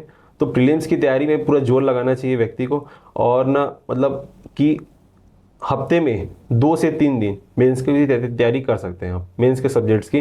जैसे कि आंसर राइटिंग कर सकते हैं, जैसे मैं किसी का छत्तीसगढ़ पूरा कंप्लीट हो गया है, तो वो छत्तीसगढ़ के जितने भी प्रीवियस ईयर क्वेश्चंस आए हुए मेंस के, उसको अपना लिखना स्टार्ट करें। कैसे लिख सकते, तो उसको पता चलेगा कि मैं लिख पा रहा हूँ नहीं लिख पा रहा हूँ, है ना। उसके बाद जो टॉपर्स की मॉडल मतलब कॉपीज़ हैं RTI की, उसको भी आप देख सकते हैं कि मैं कैसे लिखना चाहिए। ये बहुत ही ज़रूरी है कि जो प्रीलिम्स के कॉमन सब्जेक्ट है, प्रीलिम्स और मेंस के, तो उसकी तैयारी साथ में ही कर लेनी चाहिए, जिससे कि आपका टाइम बचेगा। और जो एक्स्ट्रा सब्जेक्ट्स हैं, जो कि दो ही 3 सब्जेक्ट एक्स्ट्रा है और एक पेपर 7 है, उसकी तैयारी हम बाद में भी की जा सकती है। तो मेरा ये कहना है कि डेढ़ साल तक में आप ना दोनों की तैयारी अच्छे से कर सकते हैं, प्रीलिम्स और मेंस दोनों की करना चाहिए, मतलब मिक्स कंबाइन होके एक स्ट्रैटेजी बनानी चाहिए। अच्छा, जैसे अब कि अगर 1 मंथ बचा हुआ है प्रीलिम्स के लिए, तो क्या स्ट्रैटेजी होनी चाहिए कई लोगों के साथ? क्योंकि एक्चुअली हुआ क्या है ना कि मेन मतलब आ नहीं रहा था प्रीलिम्स का रिजल्ट, और आया भी तो अचानक से बोल दिया कि 1 महीने में करना है। तो लोगों को समझ में नहीं आ रहा है कि किस तरीके से करना चाहिए। तो क्या एक स्ट्रैटेजी आप बताइए कि 1 मंथ के अंदर कैसे कवर किया जाए। मेरा जो यहाँ तक के जो एक्सपीरियंस है उसमें बताना चाहूँगा कि ये जो 1 माह का समय, ये बहुत ही क्रूशियल समय है। यहाँ पर हमको सबसे ज़्यादा रिवीजन ही करना पड़ेगा, कंटेंट आपको बदलना ही नहीं है। मतलब कि कोई भी नया चीज़ तो आपको पढ़ना ही नहीं है, अभी तक जो चीज़ पढ़ रहे थे वही पढ़ना है। उसको अधिक से अधिक रिवीजन करें, और इसमें सभी पेपर को बैलेंस बनाना जरूरी है। लैंग्वेज को रोज़ आप 1.5 से 2 घंटा पढ़ सकते हैं मॉर्निंग में, जिस भी टाइम में। और मैथ्स आप डेली बनाइए, maths is very important in your selection, क्योंकि मेरा जब सिलेक्शन हुआ है तो उसमें मैथ्स का बहुत बड़ा रोल है, क्योंकि मेरे 50 में 45 मार्क्स के सही हुए थे। तो मैं यही कहना चाहूँगा कि मैंने भी उस टाइम यही किया था कि लास्ट के 1.5-2 महीने में पर डे मैंने वन आवर दिया है सर, 1 आवर, 1 घंटे में मैथ्स को देता ही था, क्योंकि मैथ्स आपको सिलेक्शन तक ले जाएगा। क्योंकि आपके नंबर इसमें कटते नहीं हैं, आपको पूरे फुल मार्क्स मिलेंगे। इसलिए मैथ्स से अभी आप डेली बना सकते हैं, लैंग्वेज डेली पढ़ें। और जो दोपहर वाले पेपर हैं, पेपर 2, 4, 6, इस पे ज़्यादा आप फोकस्ड होकर तैयारी करें, क्योंकि इसमें नंबर उठ रहे हैं पेपर 2, 4, 6 में। और पेपर 1 थोड़ा हार्ड आ गए थे पिछले बार, इसलिए नहीं बन पाए। लेकिन इस बार थोड़ा ईजी आता है तो नंबर इसमें भी आएंगे, पेपर 1 में भी। और 3, 5 जो पेपर है, पेपर 3 और 5, उसमें पेपर 3 हिस्ट्री का है, तो उसको पूरी तरीके से रिविजन ही करें। और उसमें कम इनपुट में ज़्यादा आउटपुट वाला सब्जेक्ट जो छत्तीसगढ़ का इतिहास है, तो छत्तीसगढ़ के इतिहास को ज़्यादा पढ़ सकते हैं, क्योंकि इंडियन हिस्ट्री का सिलेबस बहुत बड़ा है। और क्योंकि 1 माह का समय है, तो वो केवल हम रिवीजन ही कर सकते हैं। तो छत्तीसगढ़ के इतिहास को अच्छे से पढ़ सकते हैं, छत्तीसगढ़ का भूगोल अच्छे से पढ़ सकते हैं, क्योंकि ये सब चीज़ कम 1 से 2 दिन 3 दिन टाइम देने पर ही हमको ज़्यादा नंबर देगा ये। तो इसलिए मैं कहूँगा कि पेपर 3 और 5 में जो छत्तीसगढ़ वाला पोर्सन है वो अच्छे से पढ़ें, और मैथ्स डेली बनाएं, साइंस डेली पढ़ें, साइंस मैथ्स डेली पढ़ें। और पेपर 6 का रिवीजन अच्छे से होना चाहिए, कम से कम इस 1 महीने में 3 से 4 बार पेपर 6 रिवाइज हो जाना चाहिए, जिसमें कि सोशियोलॉजी और फिलॉसफी है। और पेपर 2 के लिए जो भी हम लोग अभी तक जो भी टॉपिक्स जो सब सेलेक्ट कर लिए हैं एसे के लिए, उसको देखते रहें पेपर 2, क्योंकि वो भी बहुत इंपॉर्टेंट है। तो मैं यही कहना चाहूँगा एस्पिरेंट्स को कि इस 1 माह के समय में केवल रिवीजन पे ध्यान दें, और 1, 2, 4, 6 के पेपर पे अधिक फोकस्ड हो जाएं, क्योंकि इसमें नंबर आपके मिलेंगे। और पेपर 3 और 5 को आपको बैलेंस करना है एग्ज़ाम हॉल में, और उसके लिए आपके पास 2 उसमें टॉपिक्स हैं, इतिहास में छत्तीसगढ़ का इतिहास और छत्तीसगढ़ का भूगोल। ये आपका बहुत ही कम समय में ज़्यादा आउटपुट देगा। तो और एक पेपर 7 है, पेपर 7 की तैयारी भी अच्छे से करना चाहिए, क्योंकि उसमें मार्क्स नहीं मिल रहे हैं, कि मार्क्स उसमें बहुत ज़्यादा काटे जा रहे हैं। तो उसकी तैयारी थोड़ा से ऑनलाइन रिसोर्सेज से करनी होगी। अभी तक कई लोगों ने कर ली होगी, लेकिन जिन्होंने नहीं की है वो जितने भी AICT जैसे लिखा हुआ है सिलेबस में, तो उसकी वेबसाइट में जाके देखें कि अभी करंट में कौन सी योजनाएं चल रही है AICT की। जैसे मैं अभी खुद तैयारी की प्रिपरेशन में था, तो ई-कुंभ पोर्टल लॉन्च हुआ है, तो मैंने उसकी तैयारी की थी। और एक जादुई पिटारा है, शिक्षा मंत्रालय की एक योजना चल रही थी। ये सब क्वेश्चंस अभी आने के चांसेस है, क्योंकि पिछले बार निपुण योजनाएं थी। तो मेरा ये कहना है कि थोड़ा पेपर 7 ऐसा है कि जो करंट से रिलेटेड है, तो उसमें जो हमारे सिलेबस में दिया है, तो हम लोग क्या करते हैं, स्टैटिक जो हम मार्केट में बुक में उसमें स्टैटिक पार्ट दिया हो उसको पढ़ लेते हैं, वो भी ज़रूरी है। लेकिन उसके बाद जब हम करंट उसमें ऐड कर लेंगे तो अच्छा होगा। तो करंट पे ज़्यादा ध्यान दे दें पेपर 7 पे, जिससे कि वो भी सही हो जाएगा। तो मैं यही कहना चाहूँगा कि 1, 2, 4, 6 पे ज़्यादा ध्यान दें, क्योंकि उसको रोज़ पढ़ें, डेली पढ़ें। और पेपर 3, 5 और 7 को अल्टरनेट पढ़ के उसको रिवीजन ही करें उसका, और करंट के डाटा सबको अपडेट कर लें, जिससे कि करंट के डाटा सर हमको ना ऐसे में भी काम देगा, इकोनॉमिक्स में भी काम देगा, इंडिया छत्तीसगढ़ के भूगोल में भी काम देता है, और योजनाओं में भी काम देता है। मतलब 3-4 पेपर में उसका जिक्र है। तो जितने भी इकोनॉमिक सर्वे के डेटा हैं उसको भी कलेक्ट कर लें, और रोज़ उसको भी आधा घंटा 15 मिनट उसको भी आदमी खाना खाने के बाद कुछ रिवाइज कर सकता है, जिससे कि वो लॉन्ग टाइम तक रहेगा याद उसको। तो 1 माह के समय में मैं ही कहूँगा कि सब अधिक से अधिक पढ़ें, 9 से 12 घंटे जितने भी घंटे दे सकते हैं वो पढ़ें। अधिक टेस्ट भी अब ज़्यादा लगाने का समय नहीं है, केवल मेगा टेस्ट यदि कहीं हो रहा है तो मेगा टेस्ट ही जाए 5 से 6 दिन का। वो भी एक दिन यदि एक पेपर हो रहा है तो एक दिन में 2 पेपर हो रहा है तो ना जाए, क्योंकि वो बहुत ही दिक्कत की बात होगी, क्योंकि इस टाइम पे हमको पढ़ना बहुत ज़्यादा ज़रूरी है। तो केवल एक मेगा टेस्ट ही जाए जिसमें कि सिंगल डे में हो रहा है, तो यहाँ पर बहुत ज़्यादा ज़रूरी है, यहाँ पे पढ़ने पे ही लगाना हो। ये पेपर बहुत ही नज़दीक आ गया है। आपने ऐसे क्या इम्प्रूवमेंट्स किए थे अपने तैयारी में जिससे आपके मार्क्स जो मेंस में थे वो इम्प्रूव हुए, या नॉर्मली जो एक स्टूडेंट गलती करता है जिसको आप कहना चाहेंगे कि भाई ये वाला बस मत करना तुम लोग, इसी के वजह से मेन आपका जो रिजल्ट है वो ख़राब होता है? सबसे पहले मैंने 1-2 गलतियाँ की हैं, वो बता देता हूँ। कि मैं 2019 और 20 के PSC दिया था, तो उस टाइम पे मैंने मैथ्स को ये लगता था कि मैं इंजीनियरिंग का हूँ, मेरे से तो बन ही जाएगा, मेरे से तो बन ही जाएगा, मैं ये सोच लिया था। क्योंकि प्रीलिम्स का मेंस अलग होता है, और मेंस का अलग होता है, क्योंकि इसमें पूरा बनाना होता है। तो मुझे लगता था कि ये प्लस माइनस आता है, बस ऐसा हो जाएगा। तो मैंने सोचा कि बन जाएगा। फिर मैंने 19 का मेंस दिया, तो मैथ्स में मेरे देखिए 50 में 30 मार्क्स आए। फिर मैंने 20 का दिया तो उसे 50 में 28 मार्क्स आए। मैं बोला 30 से 28 हो गया, बढ़ ही नहीं रहा है। फिर मैं बोला इसमें एक कारण फिर ये समझ में आया कि मैं बिना प्रैक्टिस के मतलब जाता हूँ, बस ऐसे देख के जा रहा था मैथ्स को, ज़्यादा मैं बना के देख नहीं रहा था। तो मेरे जो 8-8 नंबर के क्वेश्चन आते थे ना, वो गलत हो जा रहे थे। तो मुझे ये रियलाइज़ हुआ कि नहीं, मैथ्स बनाना पड़ेगा। तो मैं 2021 में ना 3 माह में मैं लगातार 3 महीने तक 1-1 घंटे तक मैथ्स बनाया है मैंने। तो मैंने अपनी गलती पकड़ ली थी कि तो मेरा इस बार 50 में 45 मार्क्स का मेरा बन गया था, जो कि मेरे को आगे ले आए लोगों से। और उसके बाद मैंने पेपर 2 के लिए जो कोटेशंस होते हैं उस पर मैंने वर्क किया था, कि मैं पहले कोटेशन से स्टार्ट नहीं करता था ऐसे, तो अब मैंने कोटेशन से स्टार्ट किया। छत्तीसगढ़ के लिए जब मैं जनमन को पढ़ना स्टार्ट किया, जनमन जो आता है पत्रिका, उसको भी, क्योंकि वहाँ उसमें भी कोटेशन दिए होते हैं, छत्तीसगढ़ी में दिए होते हैं योजनाओं के, उसको मैंने देखा वो करना चाहिए। और एक गलतियाँ मेरी ये हुई थी कि पेपर 2020 में मेरे को दर्शन शास्त्र, मतलब जो पेपर था फिलॉसफी वाला पेपर 6, उसने मेरे को सिलेक्शन से बाहर कर दिया था। 137 रैंक आया था, उसमें मेरी 85 मार्क्स थे। तो मैंने सोचा कि फिर मैंने पता किया, तो टॉपर्स तो उन्होंने कहा कि तुमने गलती ये कर रहे हैं कि आप सिनॉप्सिस ही नहीं बना रहे हो। तो जो दोपहर के पेपर होते हैं उसका सिनॉप्सिस हम तैयार करके रखते हैं। तो मैं तब फिर मुझे पता चला कि सिनॉप्सिस भी इसमें बनाना पड़ेगा।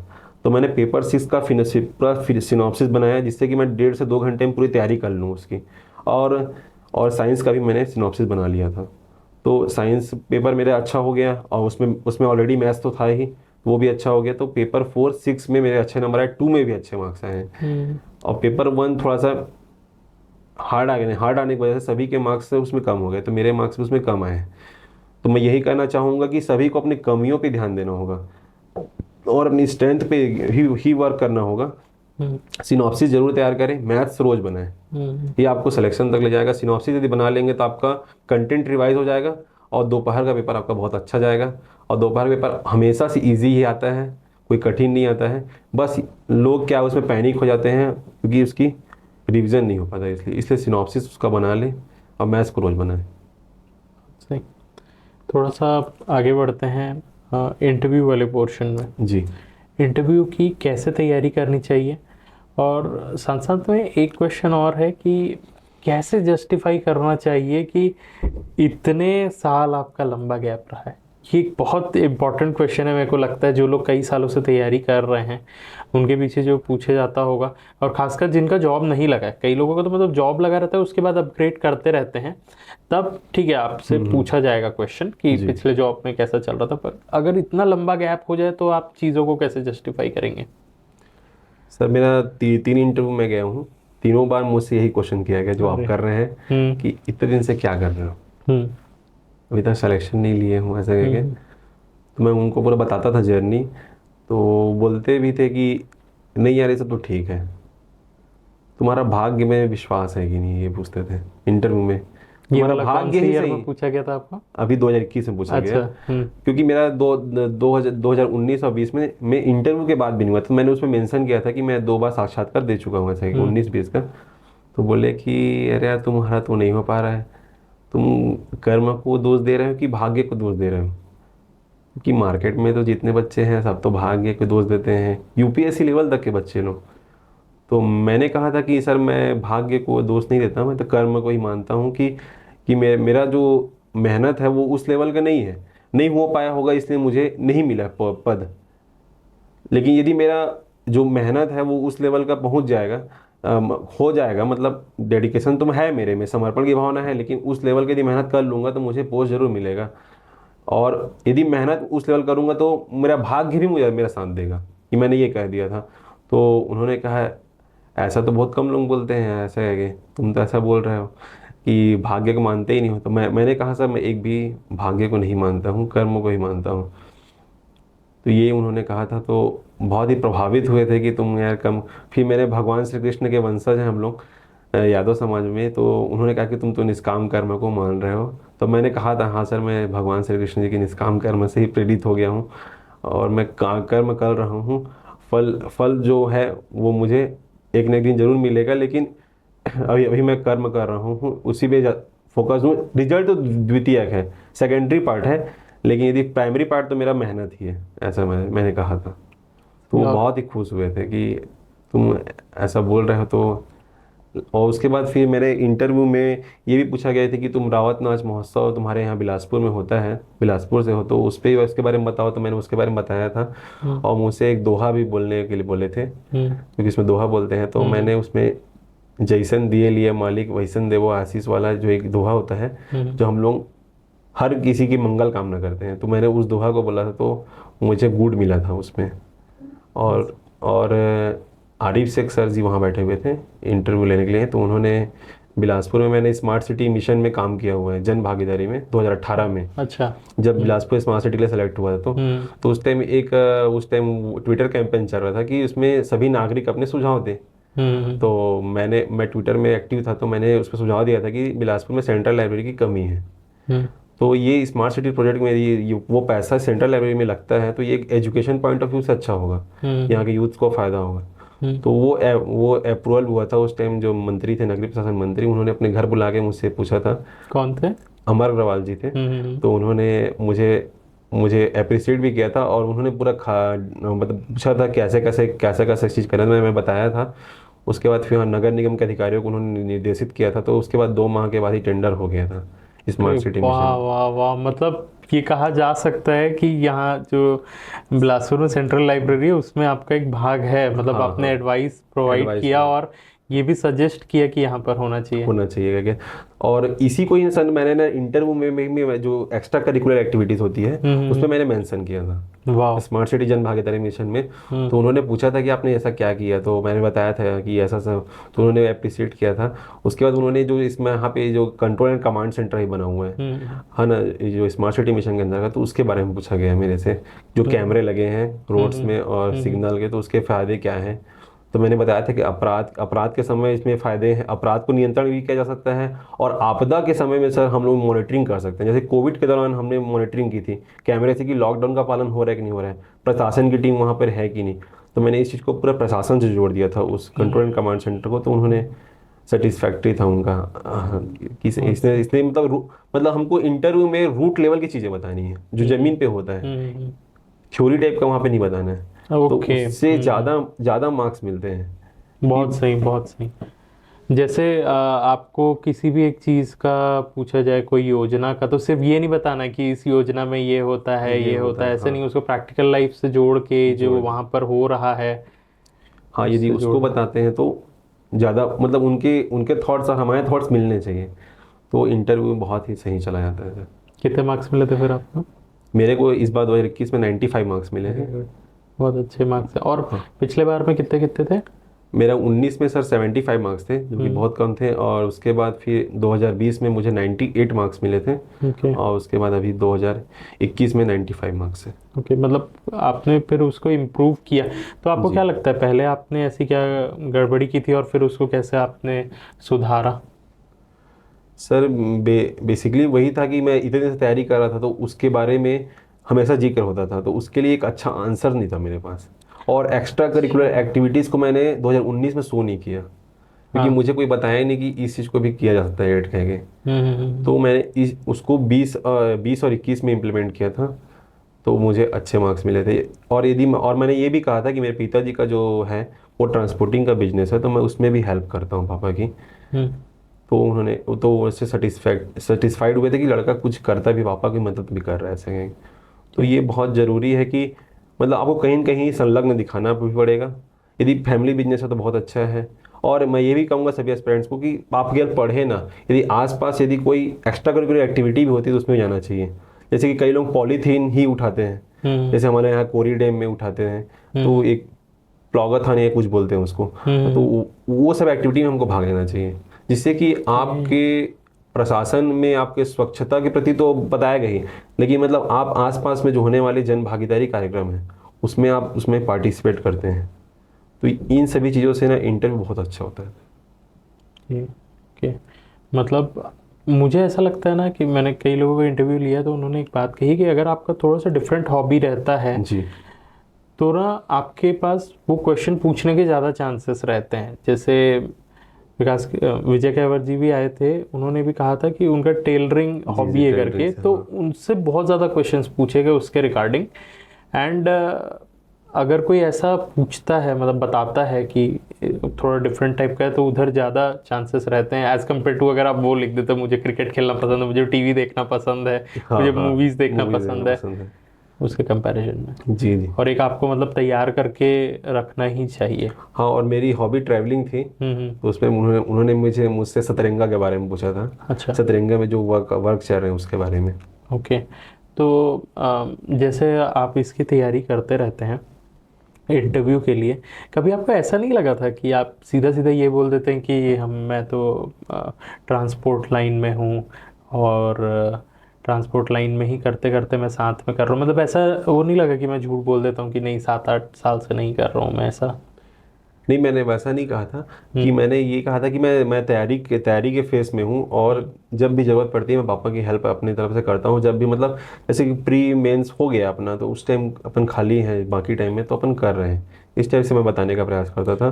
तो मतलब कि एकदम से मतलब उसके काम में कर रहा हूँ ऐसा नहीं बताता था मैं वहाँ पे जाके। मतलब मैंने ये क्वेश्चन इसलिए पूछा ना क्योंकि चांसेस हैं कि हम लोग झूठ बोल सकते हैं। हाँ, अपनी चीज़ों को छुपाने के लिए कि हम इतने साल से तैयारी कर रहे हैं। एक कोई शायद और कोई एस्पिरेंट रहेगा, वो इस चीज़ को बोल सकता है कि मैं कहीं जॉब कर रहा था या ऐसा है और ये मेरा पहला ही अटेम्प्ट था है, बाकी मैं इतने सालों से। पर मुझे ऐसा लगता है कि इंटरव्यू में जेन्युइनिटी बहुत काम करती है जी।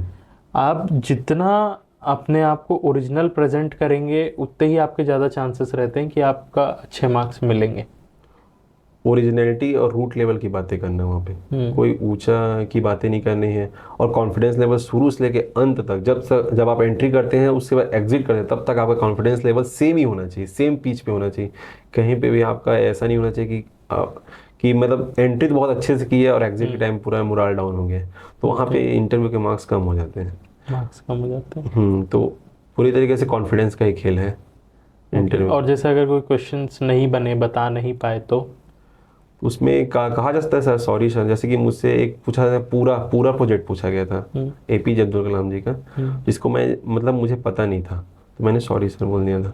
तो उसमें कोई दिक्कत की बात नहीं होती कि नहीं, लेकिन ब्लेम मतलब वहाँ ब्लफबाजी नहीं करना, मतलब झूठ नहीं बोलना है। यदि आप मैं पूरा पूछे मैं कुछ और बता देता, मैं जानता हूँ कह के, और वो गलत निकल जाता, तो वो तो कुछ भी नहीं बोलते वहाँ पे, गलत से ही बोलते भी नहीं है इंटरव्यू में, वो समझ जाते हैं कि ब्लफ कर रहा है। तो आज ये ब्लफ कर रहा है तो प्रशासन में आके तो ब्लफ करेगा ही, इसलिए वहाँ पे आपके मार्क्स कम हो जाए। इसलिए आपको जितने भी क्वेश्चन के आंसर्स नहीं आ रहे हैं तो उसको नहीं, नो सर सॉरी सर बोल करके निकाल सकते हैं, उससे कोई प्रभाव नहीं पड़ता। ओके। तो सोनल जी, हम लोगों ने अब बहुत डिटेल में प्रीलिम्स मेंस इंटरव्यू सबका डिस्कशन कर लिया है, पर अभी भी कुछ इम्पॉर्टेंट छोटे छोटे पॉइंट्स हैं जो बहुत ज़रूरी रहते हैं सिलेक्शन के टाइम पे। जैसे कैसे इतने बड़े पोर्शन को रिवाइज करके रिटेन करके रखना चाहिए, क्योंकि ऐसा होता है कि आप एक चैप्टर पढ़ें, पिछले का चैप्टर आप भूल गए, और हमेशा ये लगता रहता है कि मुझे तो याद नहीं आ रहा है, क्या होगा, मैं पेपर के टाइम लिख पाऊंगा कि नहीं। कैसे आप रिवाइज करके और रिटेन करके रखते थे? तो मेरा इसमें ये स्ट्रेटजी था कि जो भी मतलब लैंग्वेज का पार्ट को रोज़ मैं मॉर्निंग में ही पढ़ता था, क्योंकि मॉर्निंग में मेरे को याद होता था लैंग्वेज का, और लैंग्वेज का ये भी एडवांटेज है कि वो मॉर्निंग में ही एग्जाम होने वाला है। तो आप एक साइकिल बना लीजिए कि मॉर्निंग में ही लैंग्वेज पढ़ना है, जिससे कि मॉर्निंग के समय में याद भी होगा, और पेपर भी आपका मॉर्निंग टाइम होगा तो बहुत कुछ चीज़ याद रहता है। हाँ, मैं इसी टाइम इस चीज़ को इस पेज में पढ़ा था, ऐसा हो जाता है। तो मेरा ये कहना है कि लैंग्वेज को रोज़ पढ़ना चाहिए, और उसमें भी कुछ सेक्शन ऐसे होते हैं जो कि आपको याद नहीं होते हैं, मतलब एक रीडिंग मारे फिर 2 रीडिंग मारे उसके बाद भी याद नहीं होता कुछ चीज़ें, तो उसको अंडरलाइन कर लेना चाहिए कि हाँ मेरे को इतने सारे तत्सम तद्भव जैसे हम लोग 500-600 पढ़ते हैं तत्सम तद्भव, लेकिन उसमें से कुछ चीज़ हम भूल जाते हैं। जैसे मैं भी भूल जाता था 40-50 के आसपास मेरे को भूल जाता था, तो उसको मैं अंडरलाइन कर लिया था।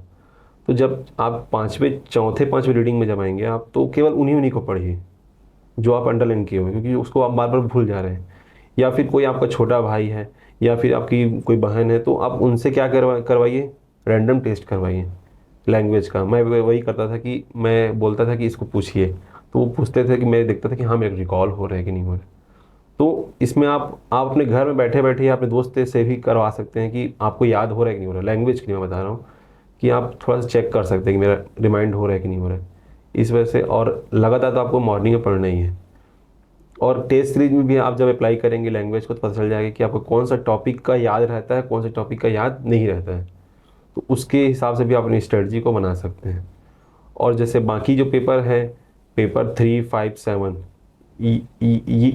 इन तीनों पेपर के लिए ना आपको ना स्टैटिक पार्ट तो पढ़ना ही पड़ेगा अच्छे से, और इसका एक सिनॉप्सिस भी आप बना सकते हैं। लेकिन सिनॉप्सिस आप हिस्ट्री का नहीं बना सकते हैं, क्योंकि हिस्ट्री का बहुत बड़ा सिलेबस है। तो उसके लिए आपको ये करना पड़ेगा कि आपको एग्ज़ाम के पहले आप उसको रिवीजन कर लीजिए एक बार, और जो टॉपिक जो प्रीवियस ईयर क्वेश्चन आप उसमें एनालिसिस कर लीजिए कि कौन सा पार्ट ज़्यादा है। जैसे उसमें मॉडर्न हिस्ट्री याद आता है तो मॉडर्न हिस्ट्री को ज़्यादा रिवाइज कर लीजिए, और भक्ति आंदोलन आते हैं तो भक्ति आंदोलन से 8 नंबर क्वेश्चन अभी आ ही रहे हैं, तो भक्ति आंदोलन को अच्छे से कर लीजिए।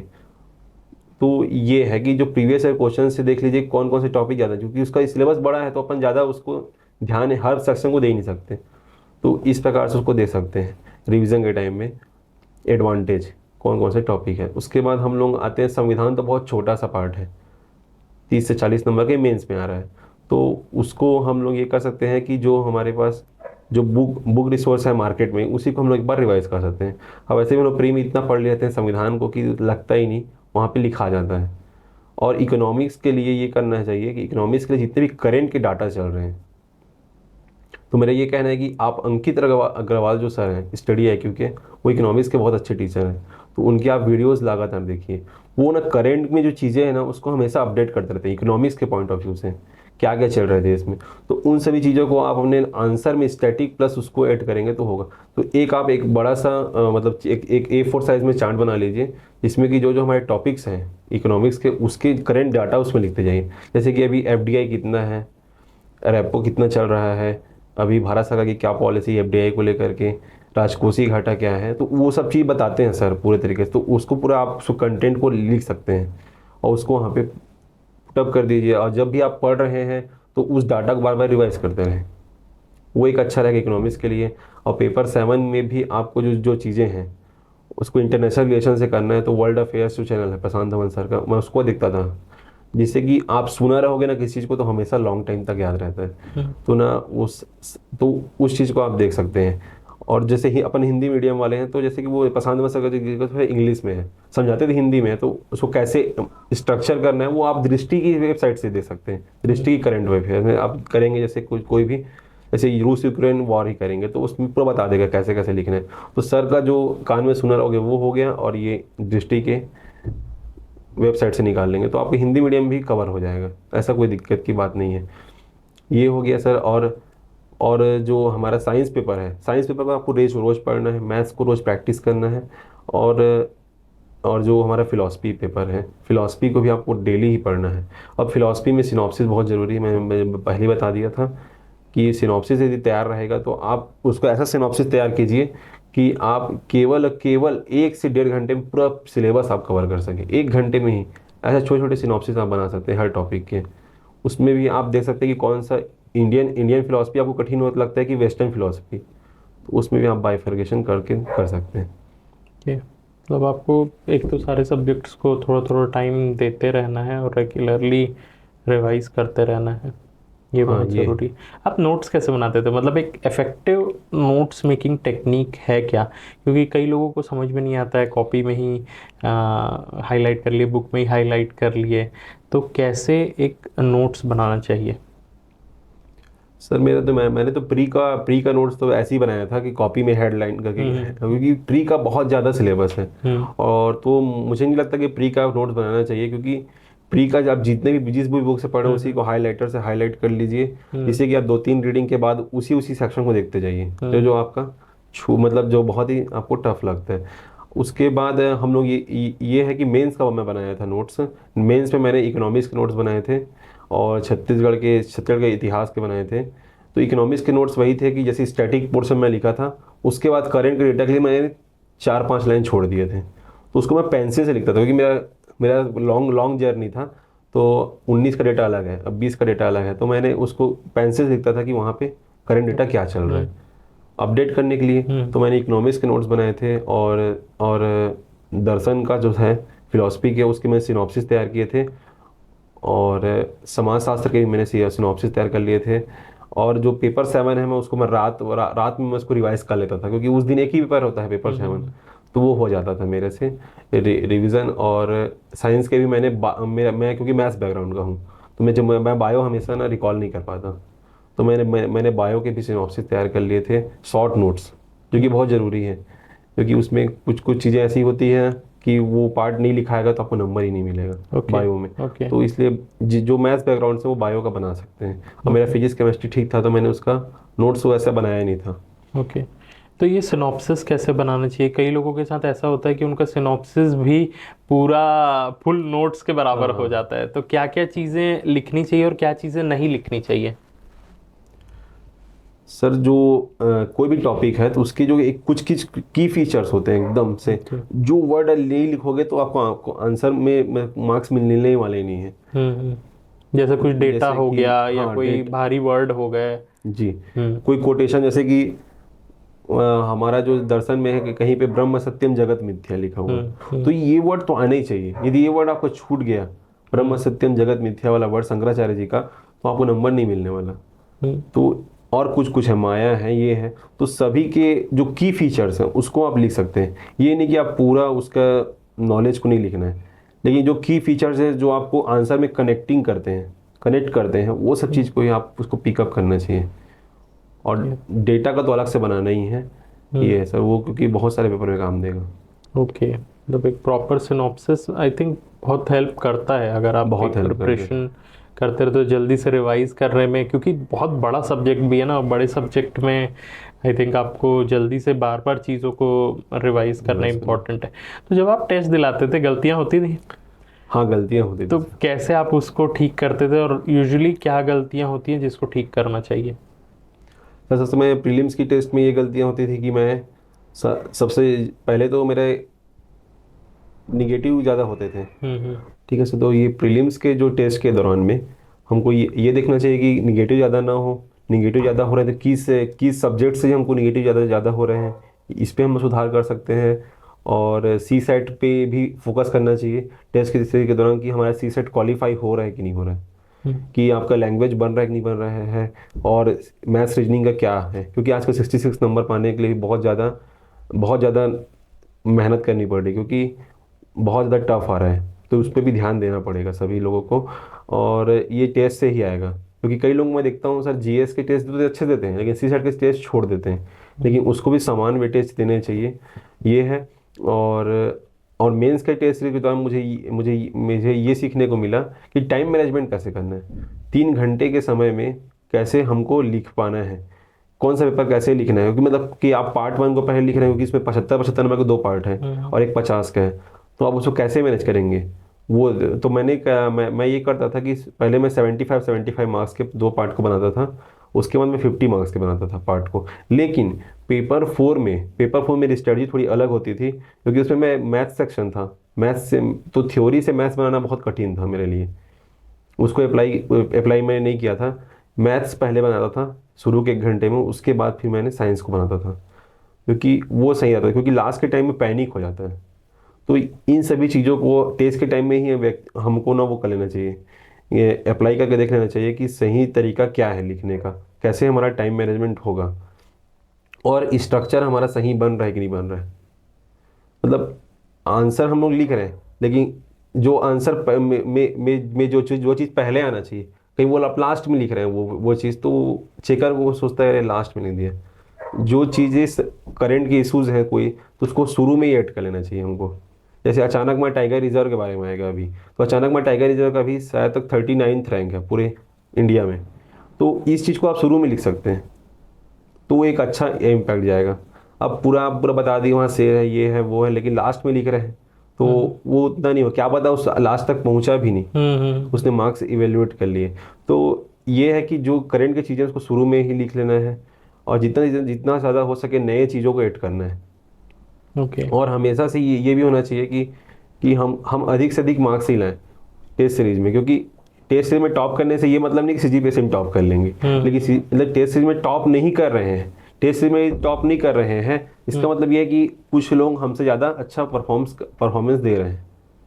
तो ये है कि टेस्ट सीरीज को सीरियसली लेना चाहिए, और जो भी आप जितना भी प्रयोग करना चाहते हैं अपने मेंस आंसर राइटिंग को लेकर, उसमें कर देना चाहिए, क्योंकि एग्जाम हॉल का जो फियर है वो भी खत्म हो जाएगा आप यदि टेस्ट में अच्छा परफॉर्मेंस देते हैं तो। कब से टेस्ट सीरीज दिलाना शुरू कर देना चाहिए? तैयारी करना चालू कर दिए हैं उसके बाद से ही, कि जब एग्ज़ाम पास आ रहे तब? सर इसके लिए ये है कि प्रीलिम्स के टेस्ट के लिए आपको 26 नंबर नोटिफिकेशन आने के साथ ही टेस्ट स्टार्ट करना जो बहुत ज़रूरी है, और उसके पहले आपका सिलेबस कंप्लीट हो जाना चाहिए, और सिलेबस रिवीजन मोड में आ जाना चाहिए 26 नवंबर के बाद से पूरी तरीके से। और मेंस की टेस्ट सीरीज के लिए ये है सर, जैसे ही आप प्रीलिम्स दे रहे हैं उसके बाद आपको मेंस की टेस्ट सीरीज लगातार आपको ज्वाइन करनी ही है, चाहे वो टॉपिक वाइज हो रही हो चाहे पेपर वाइज हो रही हो, आपको देना ज़रूरी है, क्योंकि आपको 1.5 से 2 घंटे में जो टेस्ट देंगे उससे बहुत कुछ सीखने मिलेगा। और 4 लोग ही आपको वहाँ जाके कॉपीज़ देखेंगे तो उससे भी जानने का मौका मिलेगा, जो कि मुझे नहीं मिल पाया कोविड के दौरान में। मुझे ये चीज़ रियलाइज़ हुआ 19 और 20 में कि मैं इस चीज़ को मैं इवेल्यूएट, हम लोग ऑनलाइन लिखते थे घर से और उसको सर को सबमिट करते, तो उतना इफेक्टिव नहीं लग रहा था मेरे को, उतना मतलब जानकारी नहीं मिल पाया। जब हम लोग 2021 के लिए बहुत अच्छे टेस्ट सीरीज दिए, तो ना उससे हमको 4 लोगों की कॉपी देखने मिली क्लासेस में, कौन कैसा लिखता है क्या लिखता है। तो किसी की अच्छी चीज़ों को लेना कोई बुरी बात नहीं है, तो उसको लेना भी चाहिए, ये मैंने सीखा। और उसको देख के फिर आप इम्प्रूव किया करते थे? इम्प्रूव किए सर। मतलब टेस्ट सीरीज बहुत ज़्यादा इम्पोर्टेंट है, और अपनी गलतियाँ फाइंड आउट करके फिर उस पर वर्क करना ही आपको हेल्प करेगा। और जैसे अगर किसी के बहुत ज़्यादा ख़राब मार्क्स आ रहे हैं तो क्या उसको छोड़ देना चाहिए, सिर्फ रिवीजन पे फोकस करना चाहिए, कि और कोई स्ट्रैटेजी लगाएं? सर यदि उसका सिलेबस कंप्लीट नहीं है फिर भी वो टेस्ट दे रहा है, तो उसको ऑब्वियस बात है उसको कम नंबर आएंगे, तो उसमें उसको घबराना नहीं चाहिए। जितने टॉपिक को पढ़ के गया, यदि वो क्वेश्चन बन रहे हैं तो उसको अच्छा ही मानना चाहिए। लेकिन लेकिन ये नहीं है कि मैं जिस दिन मतलब अब जैसे मेंस एकदम पास आ गया तो आप मेगा टेस्ट सीरीज ज्वाइन कर रहे हैं, तो ठीक है, वो भी ठीक है, लेकिन जो इतने दिनों से जो लिख रहे हैं 3 महीने से, उसके बीच उनसे आप पीछे हो गए समझो एक प्रकार से। आपका सिलेबस कंप्लीट नहीं है, उसके बाद भी आपको टेस्ट देना चाहिए, मेरा ये मानना है। चाहे जितना भी हो, चाहे जितना भी आप पढ़े हैं उसके हिसाब से देना चाहिए, क्योंकि वो आगे चल के आपको बहुत कुछ सीखने ही मिलेगा। क्योंकि जो बंदा उस टेस्ट में टॉप भी करेगा, या जो भी उसकी कॉपीज आप देखेंगे तो आपको समझ में आएगा ऐसा ऐसा लिखना चाहिए। तो आप उसको मेगा टाइम में सुधार कर सकते हैं। और मेगा के समय में आप डायरेक्ट पेपर देने जाएंगे तो कई कई कोचिंग संस्थान में ये होता है कि मेगा की कॉपीज चेक नहीं होती है, तो आप तो देते हैं, लेकिन लास्ट के 8-10 दिन में वो कॉपी नहीं दे पाते, तो आपको गलतियों का पता ही नहीं चलेगा। आप मेगा दे के आएंगे, बस यही रह जाएगा। तो ये है कि मैं ये कहूँगा कि 3 माह का जो समय होता है बीच में, उसमें आपको ना टेस्ट लगा ही लेना चाहिए, क्योंकि इसमें जो गलतियाँ वो पता चली जाएगी। और जो सिलेबस भी यदि आपका कंटिन्यू नहीं, मतलब कंटिन्यूअस तो हो ही जाएगा, टेस्ट के चक्कर में हो जाता है। हमेशा टेस्ट 2-2, 3-3 दिन के बाद में होता है, तो आदमी उसमें एक शेड्यूल बना ही लेता है कि मेरे को हाँ इसको तो कम्प्लीट नहीं हुआ, तो कुछ दिन बाद आप उसको ठीक कर सकते हैं। ओके। कई स्टूडेंट्स को ये डाउट आता है कि सर कितने टेस्ट दिलाने चाहिए, मतलब कई टॉपर से सुना है कि 100 टेस्ट भी लगा लिए हैं, 300-400 टेस्ट भी लगा लिए हैं, तो आपके हिसाब से कितने टेस्ट लगाने चाहिए? सर प्रीलिम्स के टेस्ट के लिए तो चाहे जितने भी टेस्ट हैं हो रहे हैं मार्केट में, सभी के टेस्ट लगा लीजिए। आप जाएंगे तो केवल एक ही जगह टेस्ट दें। यदि मान लो आपको दूसरे जगह का टेस्ट सीरीज भी आपको मिलता है, तो आप उसको घर में लाके एमसीक्यू सॉल्व कर सकते हैं, कि वो जो आपके लिए बहुत ही फ़ायदेमंद होगा। क्योंकि जितने भी मार्केट में चल रहे हैं सभी को आप यदि आप प्रीलिम्स में कर लिए तो बहुत अच्छा है। क्योंकि लेकिन आप देने के लिए केवल एक ही जगह जा सकते हैं, क्योंकि सभी जगह जाएंगे तो आपका समय खराब होगा। लेकिन बाकी जगह पेपर आप कलेक्ट कर सकते हैं, ये है। और मेंस के हिसाब से मेरा ये लगता है कि हर पेपर के जितने भी पार्ट हैं, पार्ट 1, पार्ट 2, पार्ट 3, तो उसके पार्ट वाइज टेस्ट कर लेना चाहिए, और मेगा भी ज्वाइन कर लेना चाहिए, मेगा टेस्ट भी देना चाहिए। क्योंकि मेगा से आपका पूरा तीनों का एक पूरा निचोड़ समझ में आएगा कि हाँ तीनों पार्ट को मैं कैसे लिख पा रहा हूँ। और पार्ट 1, पार्ट 2, पार्ट 3 से भी पता चलेगा कि ये इसमें से कौन से पार्ट मेरे वीक हैं, कौन से अच्छे हैं। तो और मेगा से ये पता चल जाता है कि मेरा पेपर में कितने मार्क्स आने वाले हैं एक 3 घंटे के प्रेशर में, तो वो भी बहुत ज़रूरी है। तो इस प्रकार से मैं कहूँगा कि सभी के पार्ट वाइज टेस्ट भी दे दीजिए और मेगा भी दे दीजिए। ओके। बहुत ज़रूरी। आपका टाइम टेबल क्या रहा करता था? कई लोग मतलब ये सोचते हैं कि कैसा एक टॉपर पढ़ा करते होंगे करके, तो इस बात को बताइए कि आपका टाइम टेबल कैसा रहता था, कि कितने बजे उठते थे, कितने बजे सोते थे, क्या क्या करते थे? सर जैसे कि मेरा प्रिपरेशन के दौरान में मैं मॉर्निंग में तो 7 बजे उठ जाता था मैं। उसके बाद फिर मैं वही 9-10 बजे के आसपास ही पढ़ने बैठता था। तो उसके बाद से मैं 12 बजे तक पढ़ता था, 2-3 घंटा भी पढ़ता था। उसके बाद फिर दोपहर भर नहीं पढ़ता था, फिर शाम को ही पढ़ता था मैं थोड़ा सा, 6 से 9 के आसपास। उसके बाद रात को 10 से 12 पढ़ता था, 10 से 12। तो इस प्रकार से था मेरा। लेकिन जब एग्ज़ाम पास आता था, जब एग्ज़ाम जैसे प्रीलिम्स बहुत पास है और मेंस के दौरान में मैं 12-12 घंटे पढ़ता था, तो उस टाइम भी ये था कि मैं बीच में नहीं, सीधा सुबह 8 बजे से लेकर के रात को 8-9 बजे तक पढ़ता था डायरेक्ट। और उसमें क्या होता था, बीच बीच में खाना खाने बस के लिए मैं जाता था, क्योंकि उस टाइम क्या होता है कि पूरा ताकत झोंकना ही पड़ता है।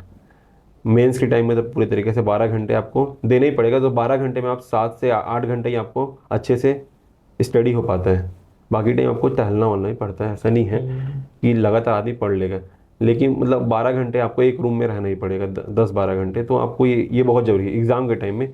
बाकी टाइम पे मैं ये कहूँगा कि जब एग्ज़ाम नहीं हो रहे हैं उस टाइम पे ये है कि आप यदि 4 घंटा भी रोज़ कंटिन्यूसली पढ़ रहे हैं, लगातार पढ़ रहे हैं, अपनी कंटिन्यूटी बना के रखें तो बहुत है, 4 घंटे ही बहुत है। ओके। लेकिन एग्ज़ाम के समय में आपको 10 घंटे 8-10 घंटे देने ही होंगे, और मेंस के टाइम में बहुत ज़्यादा। कंसिस्टेंसी बहुत इंपॉर्टेंट है ना, कि आपको एक रेगुलरली पढ़ते रहना ज़रूरी रहता है। हाँ सर, कंसिस्टेंसी मतलब बहुत ज़रूरी है इसमें। मतलब 4 घंटे भी आप डेली पढ़ रहे हैं बहुत है पीएससी एग्ज़ाम निकालने के लिए। जब एग्ज़ाम नहीं हो रहे हैं उस टाइम पे, क्योंकि कंसिस्टेंसी नहीं रहेगा तो फिर आदमी का क्या होता है कि फिर से स्टार्ट करना बहुत मुश्किल होता है। इसलिए मेरी जर्नी में तो मैं हमेशा कंसिस्टेंसी रहा हूँ, ये सबसे बड़ी मेरी एडवांटेज था मेरे लिए। बिल्कुल। आपकी लाइफ में डिस्ट्रैक्शंस नहीं आते थे क्या? क्योंकि अब आप सिलेक्ट हो चुके हैं, कई लोगों के लिए आइडियल हैं कि मुझे भी डीएसपी बनना है, मुझे भी सुनील यादव जी जैसा बनना है। तो आपकी लाइफ में क्या क्या डिस्ट्रैक्शंस आते थे और आपको कैसे उन सारी चीज़ों से आप डील करते थे, इसके बारे में बताइए। सर डिस्ट्रैक्शन में तो होता था, घर परिवार में किसी की तबीयत खराब हो जाना और शादियाँ वादियाँ भी होती थी। तो ये सब चीज़ों में मैं ज़्यादा शादी में मैं जाता भी नहीं था, बहुत ही कम जाता था। और किसी का तबीयत ख़राब होता था तो मैं वहाँ जाता था हॉस्पिटल वगैरह, ऐसा नहीं है। लेकिन मैं डिस्ट्रैक्शन को मतलब मैं ये नहीं मानता था कि मेरा पढ़ाई की कंसिस्टेंसी टूट जाए, ऐसा नहीं था। मतलब वो काम भी कर लो और पढ़ाई कर के रोज़ 4 घंटे निकाल ही लो, ऐसा था। मतलब उस टाइम को मैनेज करना ही रहता था मेरे को। ओके। ये है, मतलब जितने भी डिस्ट्रैक्शन है उसको अवॉइड भी करना है और कंसिस्टेंसी बना के चलना है। मतलब यदि आज यदि मॉर्निंग में मैं पढ़ता, यदि उस टाइम मुझे हॉस्पिटल जाना पड़ रहा है किसी कारणवश, तो उसको शाम को कंपनसेट करना है, ऐसा था मेरा। और उस समय आपने एक लंबा समय देखा है, आपने देखा होगा कि आपके दोस्तों अच्छे अच्छे जगह जा रहे हैं, अच्छा खा रहे हैं, अच्छा घूम रहे हैं, शादी हो रही है, बच्चे हो रहे हैं, और आप उस समय पढ़ाई करते रहते थे। कई लोगों को ना ये बहुत ज़्यादा ऐसा लगता है ना कि मैं कहाँ आ गया हूँ, क्या करूँगा। आप इस चीज़ को फेस करते थे और कैसे आप इस चीज़ को डील करके फिर वापस पढ़ाई पे आते थे?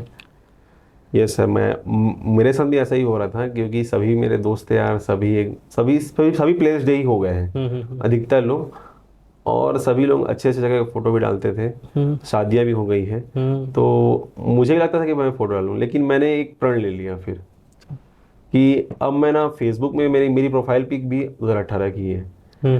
तो मैंने एक प्रण ले लिया कि अब मैं प्रोफाइल पिक भी नहीं बदलूंगा, इंस्टाग्राम में फोटो भी अपलोड नहीं करूंगा। चलाऊंगा भले हैं, सबकी चीज़ों को लाइक करूंगा, लेकिन मैं अपनी फोटो नहीं डालता था। मेरा ये हो गया था कि अब मैं जिस दिन सिलेक्शन होगा तो आयोग के सामने की जो फोटो होगी ना, उसको ही अपलोड करूंगा। और मैं अभी अपलोड नहीं किया हूँ, अभी मैं कुछ दिन में अपलोड करूंगा उसे, क्योंकि अभी बधाइयों का तांता लगा हुआ है इस नाम से। लेकिन ना मैं यही कर रहा था कि मैं जिस दिन प्रोफाइल पिक चेंज करूंगा तो आयोग के सामने का ही फोटो को लगाऊंगा। ये एक मेरे लिए मोटिवेशन था। 2 बार मैं इंटरव्यू से वापस आया, लेकिन आयोग की फ़ोटो नहीं लगा पाया, लेकिन इस बार 2021 में मेरे उसको लगाने का मौका मिलेगा। तो मेरे लिए ये था कि यदि 4-5 साल यदि हम फोटो ना भी डालें, यदि हम ना भी जाएं, तो इससे कोई फ़र्क नहीं पड़ता। उसके बाद की लाइफ जब अच्छी हो जाएगी तो अपन फ़ोटो तो डाल लेंगे, रील्स भी बना लेंगे, सब कर लेंगे, ये था। लेकिन थोड़ा सेक्रीफाइस कर लेंगे तो कोई दिक्कत नहीं है। ख़राब लगता था कि सभी लोग प्लेस होते जा रहे हैं, अपन लगे ही हैं अभी भी प्रिपरेशन के दौरान में, लेकिन एक मोटिवेशन था कि आयोग के सामने वाला फ़ोटो को डालना है, और सभी जिससे मोटिवेट होंगे, सबको अच्छा भी लगेगा, गौरवान्वित महसूस होंगे, ये था। मतलब सबका अपना अपना एक मोटिवेशन का पार्ट होता है ना, और उसको आदमी पकड़ के चलता रहता है, संजोता रहता है कि हाँ वो वक्त कब आएगा, सही बात, वो वक्त कब आएगा, और जब आता है तो पूरी दुनिया बदल जाती है। सर मेरे को तो एक टाइम ये भी लगा था पिछले बार कि जब आयोग की नई बिल्डिंग का ना इनॉग्रेशन हो रहा था, उस टाइम हम लोग मेंस दे रहे थे, मेंस देने ही वाले थे, अप्रैल के माह में हो रहा था। तब मेरे मन में एक ख्याल आया कि अरे यार, हमारा एक कोचिंग था वो पुराने से नई बिल्डिंग में आ गया, है ना।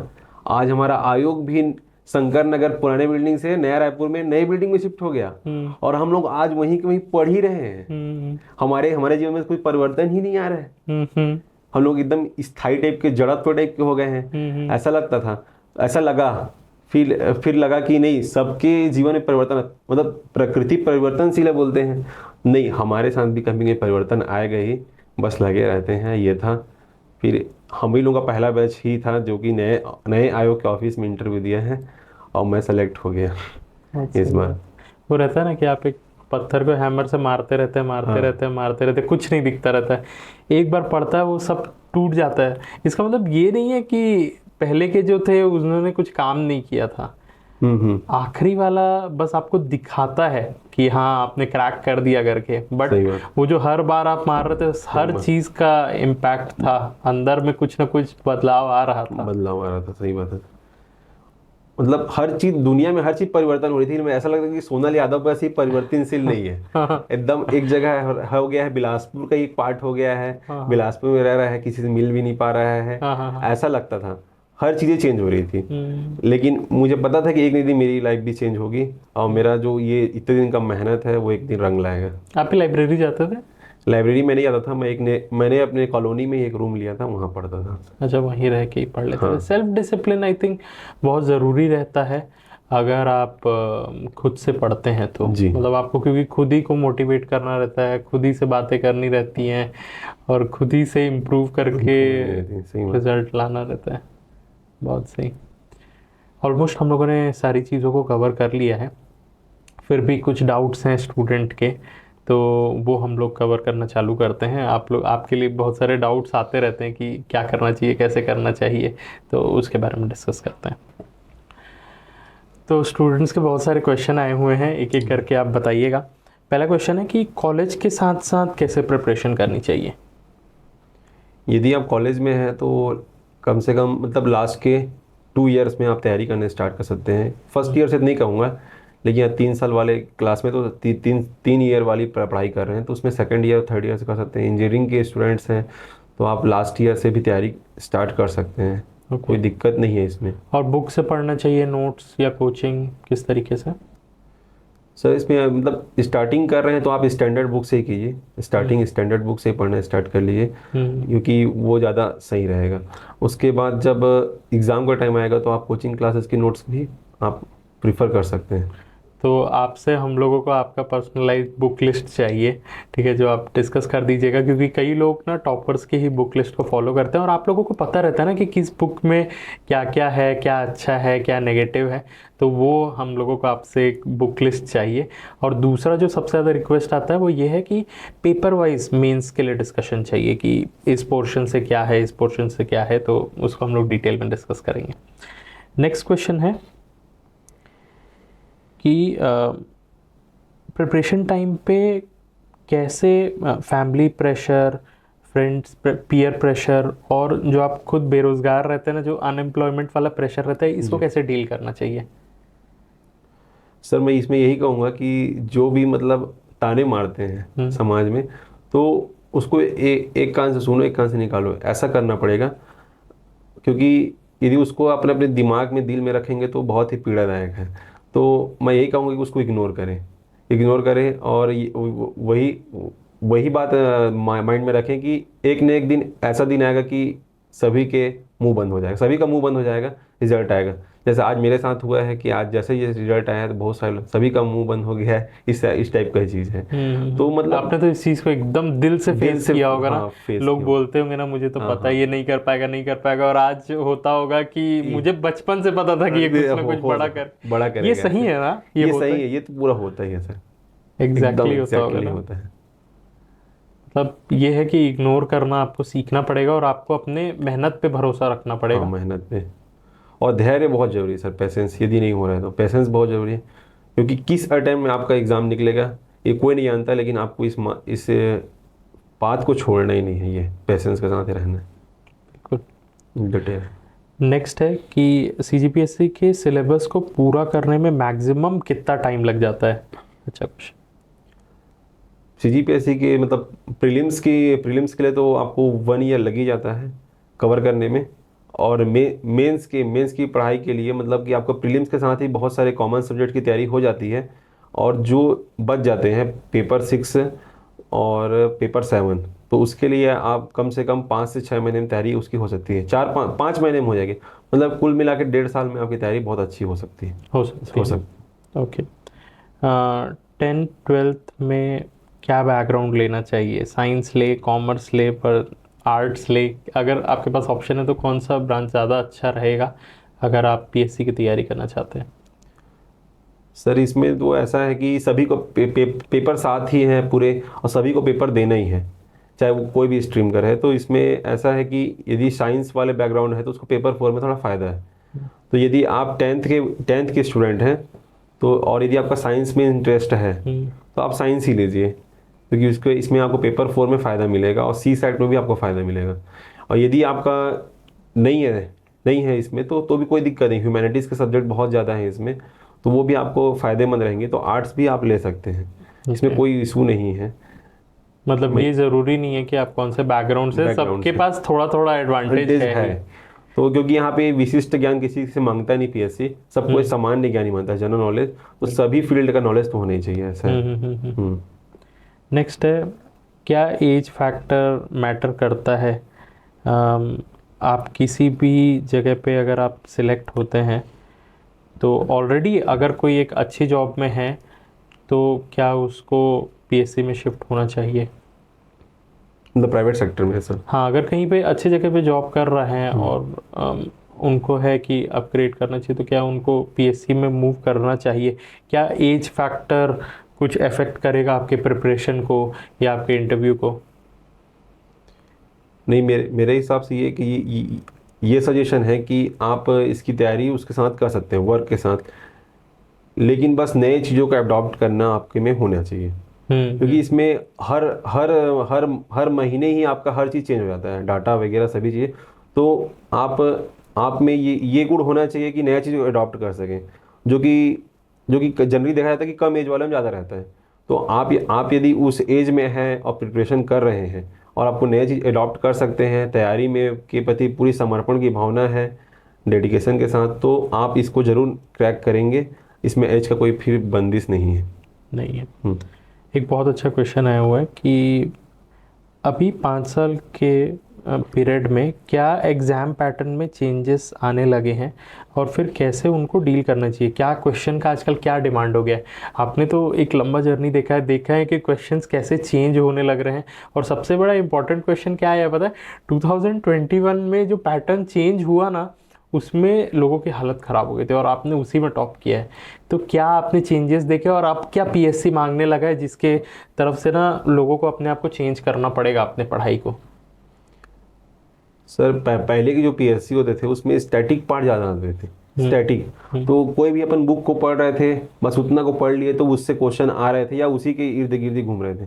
लेकिन अभी ऐसा हो गया कि स्टैटिक प्लस करेंट को जोड़ा जा रहा है। मतलब जैसे कि 2021 के प्री में आया था कोविड वैक्सीनेशन, तो इस चीज़ को तो मैं भी नहीं पढ़ा था कहीं पे भी कि कोवैक्सीन की डोज में कितने ml लगाई जा रही है। जब मैं सिम्स में गया था लगवाने के लिए खुद, तो वहाँ पे एक पोस्टर लगा हुआ था, उसमें लिखा था 0.5 ml, तो वो मेरे दिमाग में क्लिक था और एग्जाम हॉल में वही क्वेश्चन आ गया, तो मुझे डायरेक्ट वो सिम्स की बातें याद आ गई, तो मैंने उसको लगा लिया।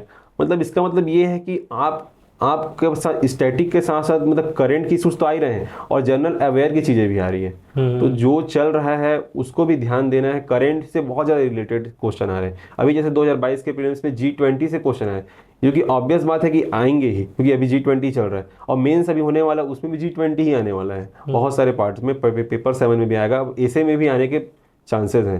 तो ये बहुत ही इम्पॉर्टेंट है आजकल के, क्योंकि ये नहीं आएगा पुराने जैसे 2018-19 की पीएससी जैसे कि जो परंपरागत आ रहे थे ऐसे वही आएंगे, लेकिन जो करंट के इश्यूज के साथ वाले हैं वो बहुत है। क्योंकि इसलिए आज के एस्पिरेंट्स को सबसे ज़्यादा ये कहूँगा कि स्टैटिक के साथ साथ जो बाहर में चल रही है इंडिया लेवल पे, इंटरनेशनल लेवल पे और छत्तीसगढ़ लेवल पे, उसको भी ध्यान दें, जो इससे कि सभी चीज़ें आपका सही रहेगा ना, तो आपका प्रीलिम्स निकलेगा ही।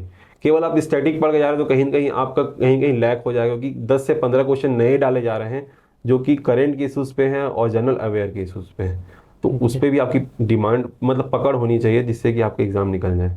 मुझे अभी बहुत सारे इंटरव्यूज़ लेके ये बात तो समझ में आ गई है कि आपका ना दिमाग अच्छा चलता रहना चाहिए, हर समय क्यूरियस रहना चाहिए कि आप कहीं भी जा रहे हैं ना, तो कुछ चीज़ों को देख के ना आप उसको पता करके रखे रहो। अच्छा ये है, ये इस बैंक का है, ये इस बैंक का है, बैंक्स हो गए, रास्ते हो गए, यस सर, न्यूज़ हो गया। हाँ, ये बैंक वाला ही बहुत अच्छा एग्जांपल है। अब मैं बिलासपुर रहता हूँ, छत्तीसगढ़ राज्य ग्रामीण बैंक से गुजरता था आसपास से, तो वहाँ पे लिखा था SBI द्वारा प्रायोजित, ऐसा लिखा जाता था ना। और वही एग्जाम 2019 के पीएससी में आया था, छत्तीसगढ़ राज्य ग्रामीण बैंक किस बैंक द्वारा प्रायोजित है, मतलब उसको कुछ शेयर है SBI का, तो मैंने डायरेक्ट क्लिक किया कि SBI वहाँ पढ़ा था और मैंने उसको लगा के भी आया, सही भी हुआ। मतलब कि ये है कि आप रोड में चल रहे हैं तो उसमें भी कुछ क्वेश्चंस बन ही जाएंगे। बहुत सही। ये हो गया आजकल पीएससी। लोग बोलते हैं कि आजकल एक बुक को पढ़ के ही निकाला जाता है, तो बुक को पढ़ने से भी निकलेगा एग्जाम, लेकिन आप कुछ मार्क्स से चूक भी सकते हैं, क्योंकि यदि आपका जनरल अवेयर नहीं है तो। जनरल अवेयरनेस बहुत ज़्यादा ज़रूरी है। एक और क्वेश्चन है कि इंग्लिश मीडियम में दिलाना चाहिए कि हिंदी मीडियम में, कौन सा ज़्यादा एडवांटेजेस रहता है?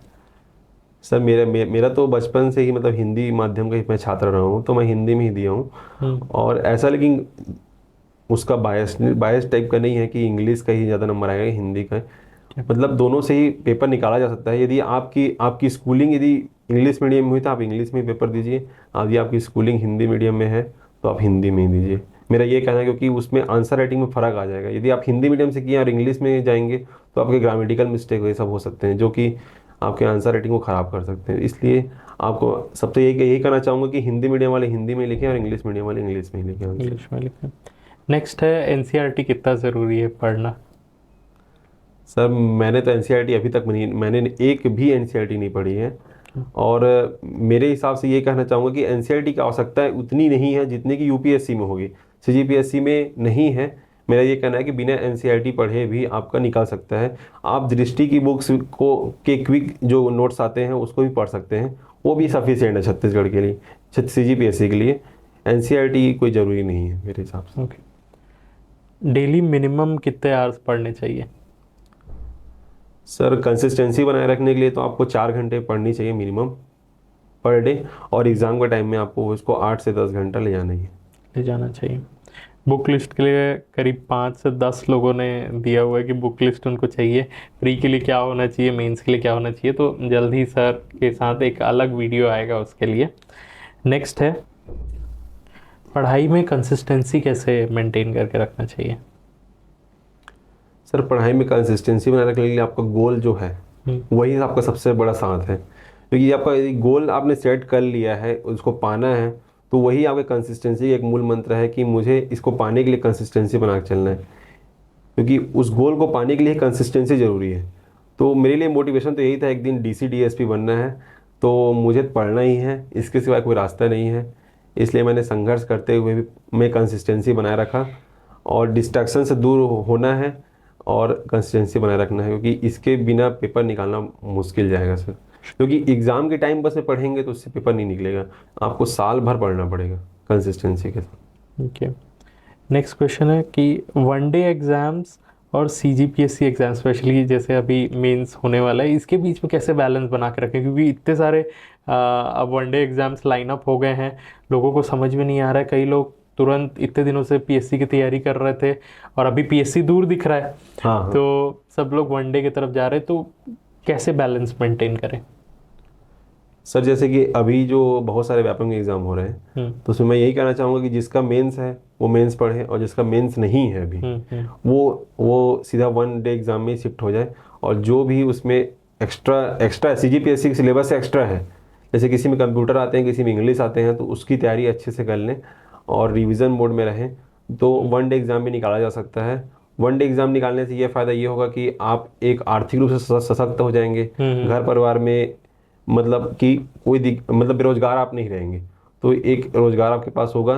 तो ये एक अच्छा अपॉर्चुनिटी है कि इलेक्शन से पहले बहुत सारे वैकेंसीज आ रही हैं, और मतलब 7-8 माह से नहीं आ रही थी, तो ये बहुत ही पॉजिटिव माहौल मैं मानता हूँ इसको एस्पिरेंट्स के बीच में, कि ये बहुत ही अच्छा समय आया है। मैं भी इस मतलब 1 मई से पहले तो मैं भी यही सोच रहा था कि मैं कौन सा वन डे एग्ज़ाम दूंगा, लेकिन एग्ज़ाम निकलने के बाद से अब नहीं है, क्योंकि मेरा एसआई का एग्ज़ाम भी था अभी आने वाले समय में, तो अब मुझे नहीं देना पड़ेगा। लेकिन मैं यही कहूँगा कि जिनका एसआई का एग्ज़ाम है वो एसआई में फोकस्ड होके पढ़ाई करें और मेंस निकालें, और जिनका भी हॉस्टल वार्डन का भी है उस पर भी ध्यान दे सकते हैं। लेकिन जिनका पीएससी का प्रीलिम्स जिनका निकला हुआ है वो डेडिकेटेड होके 1 माह अभी उसी में लगे रहें, क्योंकि वो बहुत ज़रूरी है आपके जीवन के लिए, क्योंकि आपने इतना समय दिया है, तो 1 माह आप उसमें दीजिए। उसके बाद आप 18 जून के बाद आप वन डे में शिफ्ट हो जाइएगा फिर से मेंस देने के बाद, क्योंकि उसके बाद भी कुछ एग्ज़ाम्स होंगे, तो आप वहाँ भी अपना रैंक ला सकते हैं। बहुत ज़्यादा थैंक यू। हम लोगों ने ऑलमोस्ट सारी चीज़ें कवर कर ली हैं, सारे क्वेश्चंस कवर कर लिए हैं, एंड आपने अपना समय निकाला उसके लिए बहुत ज़्यादा धन्यवाद। एंड हमारे यहाँ एक प्रथा है कि आप एक फाइनल मैसेज देते हैं स्टूडेंट्स को। आप जो आपने इस पूरी जर्नी में फ़ील किया उसका एक क्रक्स बताते हैं कि भाई इस चीज़ को बस फॉलो कर लेना, आपकी जो लाइफ है ना इस प्रिपरेशन के टाइम पे वो बहुत सॉर्टेड रहेगी। मैं सभी एस्पायरेंट से यही कहना चाहूँगा कि सफलता एक दिन में नहीं लेकिन एक दिन जरूर मिलती है। तो उस एक दिन के लिए ही आपको ना कड़ी से कड़ी मेहनत करनी है और लगन समर्पण की भावना होनी चाहिए और पेशेंस बहुत ज़रूरी है। क्योंकि मेरा तो 3-4 बार के बाद में नहीं हुआ था, उसके बाद हुआ है, तो इसलिए मैंने धैर्य बहुत ज़्यादा बनाए रखा। और मेहनत का कोई भी विकल्प नहीं है, कोई भी विकल्प नहीं है। बाज़ार में डिस्ट्रैक्शन करने वाले बहुत लोग मिलेंगे, यहाँ तक कि आपको इस बात से हटाने वाले लोग भी मिलेंगे कि इसमें मत रहो, इसमें कोई लाइफ नहीं। लेकिन मेरा मानना है कि आप इसी पाथ में रहें, पूरी तरीके से ईमानदारी पूर्वक आप अपनी मेहनत करें। आपका एक मेहनत एक दिन रंग लाएगा। जो अनुभूति आज मुझे हो रही है वो अनुभूति आपको ही मिलेगी। आपका परिवार, आपके माता पिता, आपका समाज जो है गौरवान्वित महसूस करेगा। आपको प्रदेश जाने का पूरी तरीके से, भले आज को आपको कोई नहीं जानता है, लेकिन सफलता एक दिन में नहीं लेकिन एक दिन जरूर मिलती है। धन्यवाद। बहुत बहुत बहुत धन्यवाद आपको कि आपने क्विट नहीं किया, आपने छोड़ा नहीं, एंड इतने सारे नेगेटिविटी के बीच में भी आप वो करते रहे जो आपको सही लगता था। एंड क्योंकि ये वीडियो हज़ारों लोग देखने वाले हैं, कोई भी एक बच्चा अगर आपकी इन बातों को, इस इंटरव्यू को देख के रुक जाता है और अपनी तैयारी कंटिन्यू रखता है ना, सफल है, सब कुछ सही बात है। Thank you so much. एक और है हमारे यहाँ पता कि आप एक नेक्स्ट टॉपर को टैग करते हैं, नेक्स्ट ऑफिसर को टैग करते हैं जो आपको लगता है कि बहुत अच्छा अपना यहाँ पे एक्सपीरियंस शेयर कर सकते हैं, तो आप किन को टैग करेंगे? सर मैं चाहूँगा कि डीएसपी जो भी बने विनय कश्यप, जो कि मेरे गृहग्राम लोरमी से ही आते हैं, वो उनकी भी एक अच्छी जर्नी है, एनआईटी से पास आउट है, उनके भी 4-5 अटेम्प्ट में उनका भी हुआ है। तो मैं चाहूँगा कि वो आए, अपना यहाँ पे एक्सपीरियंस शेयर करें। विनय कश्यप डीएसपी। बिल्कुल विनय जी, मेंटर्स ज्ञान की टीम आपको इनवाइट करती है ताकि आप भी यहाँ पर आके हमारे साथ ये कन्वर्सेशन कर सकें और अपना एक्सपीरियंस शेयर कर सकें। तो जल्द ही मिलेंगे सर। एंड बहुत अच्छा लगा आपसे बात करके, आपके साथ इंटरेक्शन करके। एंड आप ही लोगों की वजह से ये शो चल रहा है, ये इंटरव्यू चल रहा है, गाइडेंस हो रहा है। एंड अपना वक्त निकालने के लिए बहुत बहुत धन्यवाद सर। मैं भी मेंटर्स ज्ञान का धन्यवाद करना चाहता हूँ कि वो एस्पायरेंट्स को बहुत ही पॉजिटिव डायरेक्शन में ले जाना चाह रहे हैं, है ना, और एक अच्छा मार्गदर्शन दे रहे हैं जिससे कि प्रदेश के लाखों युवा को फ़ायदा होगा और जो सुदूर अंचल में भी रह रहे हैं उनको ही फ़ायदा होगा। धन्यवाद सर। बिल्कुल। एंड अगर आप लोगों को ये एपिसोड पसंद आता है तो वीडियो को लाइक करिएगा, अपने दोस्तों के साथ शेयर करिएगा। ऐसी वीडियोस और लाते रहेंगे आप लोगों के लिए। मिलते हैं अगले एपिसोड में, तब तक के लिए bye bye, thank you, have a nice day.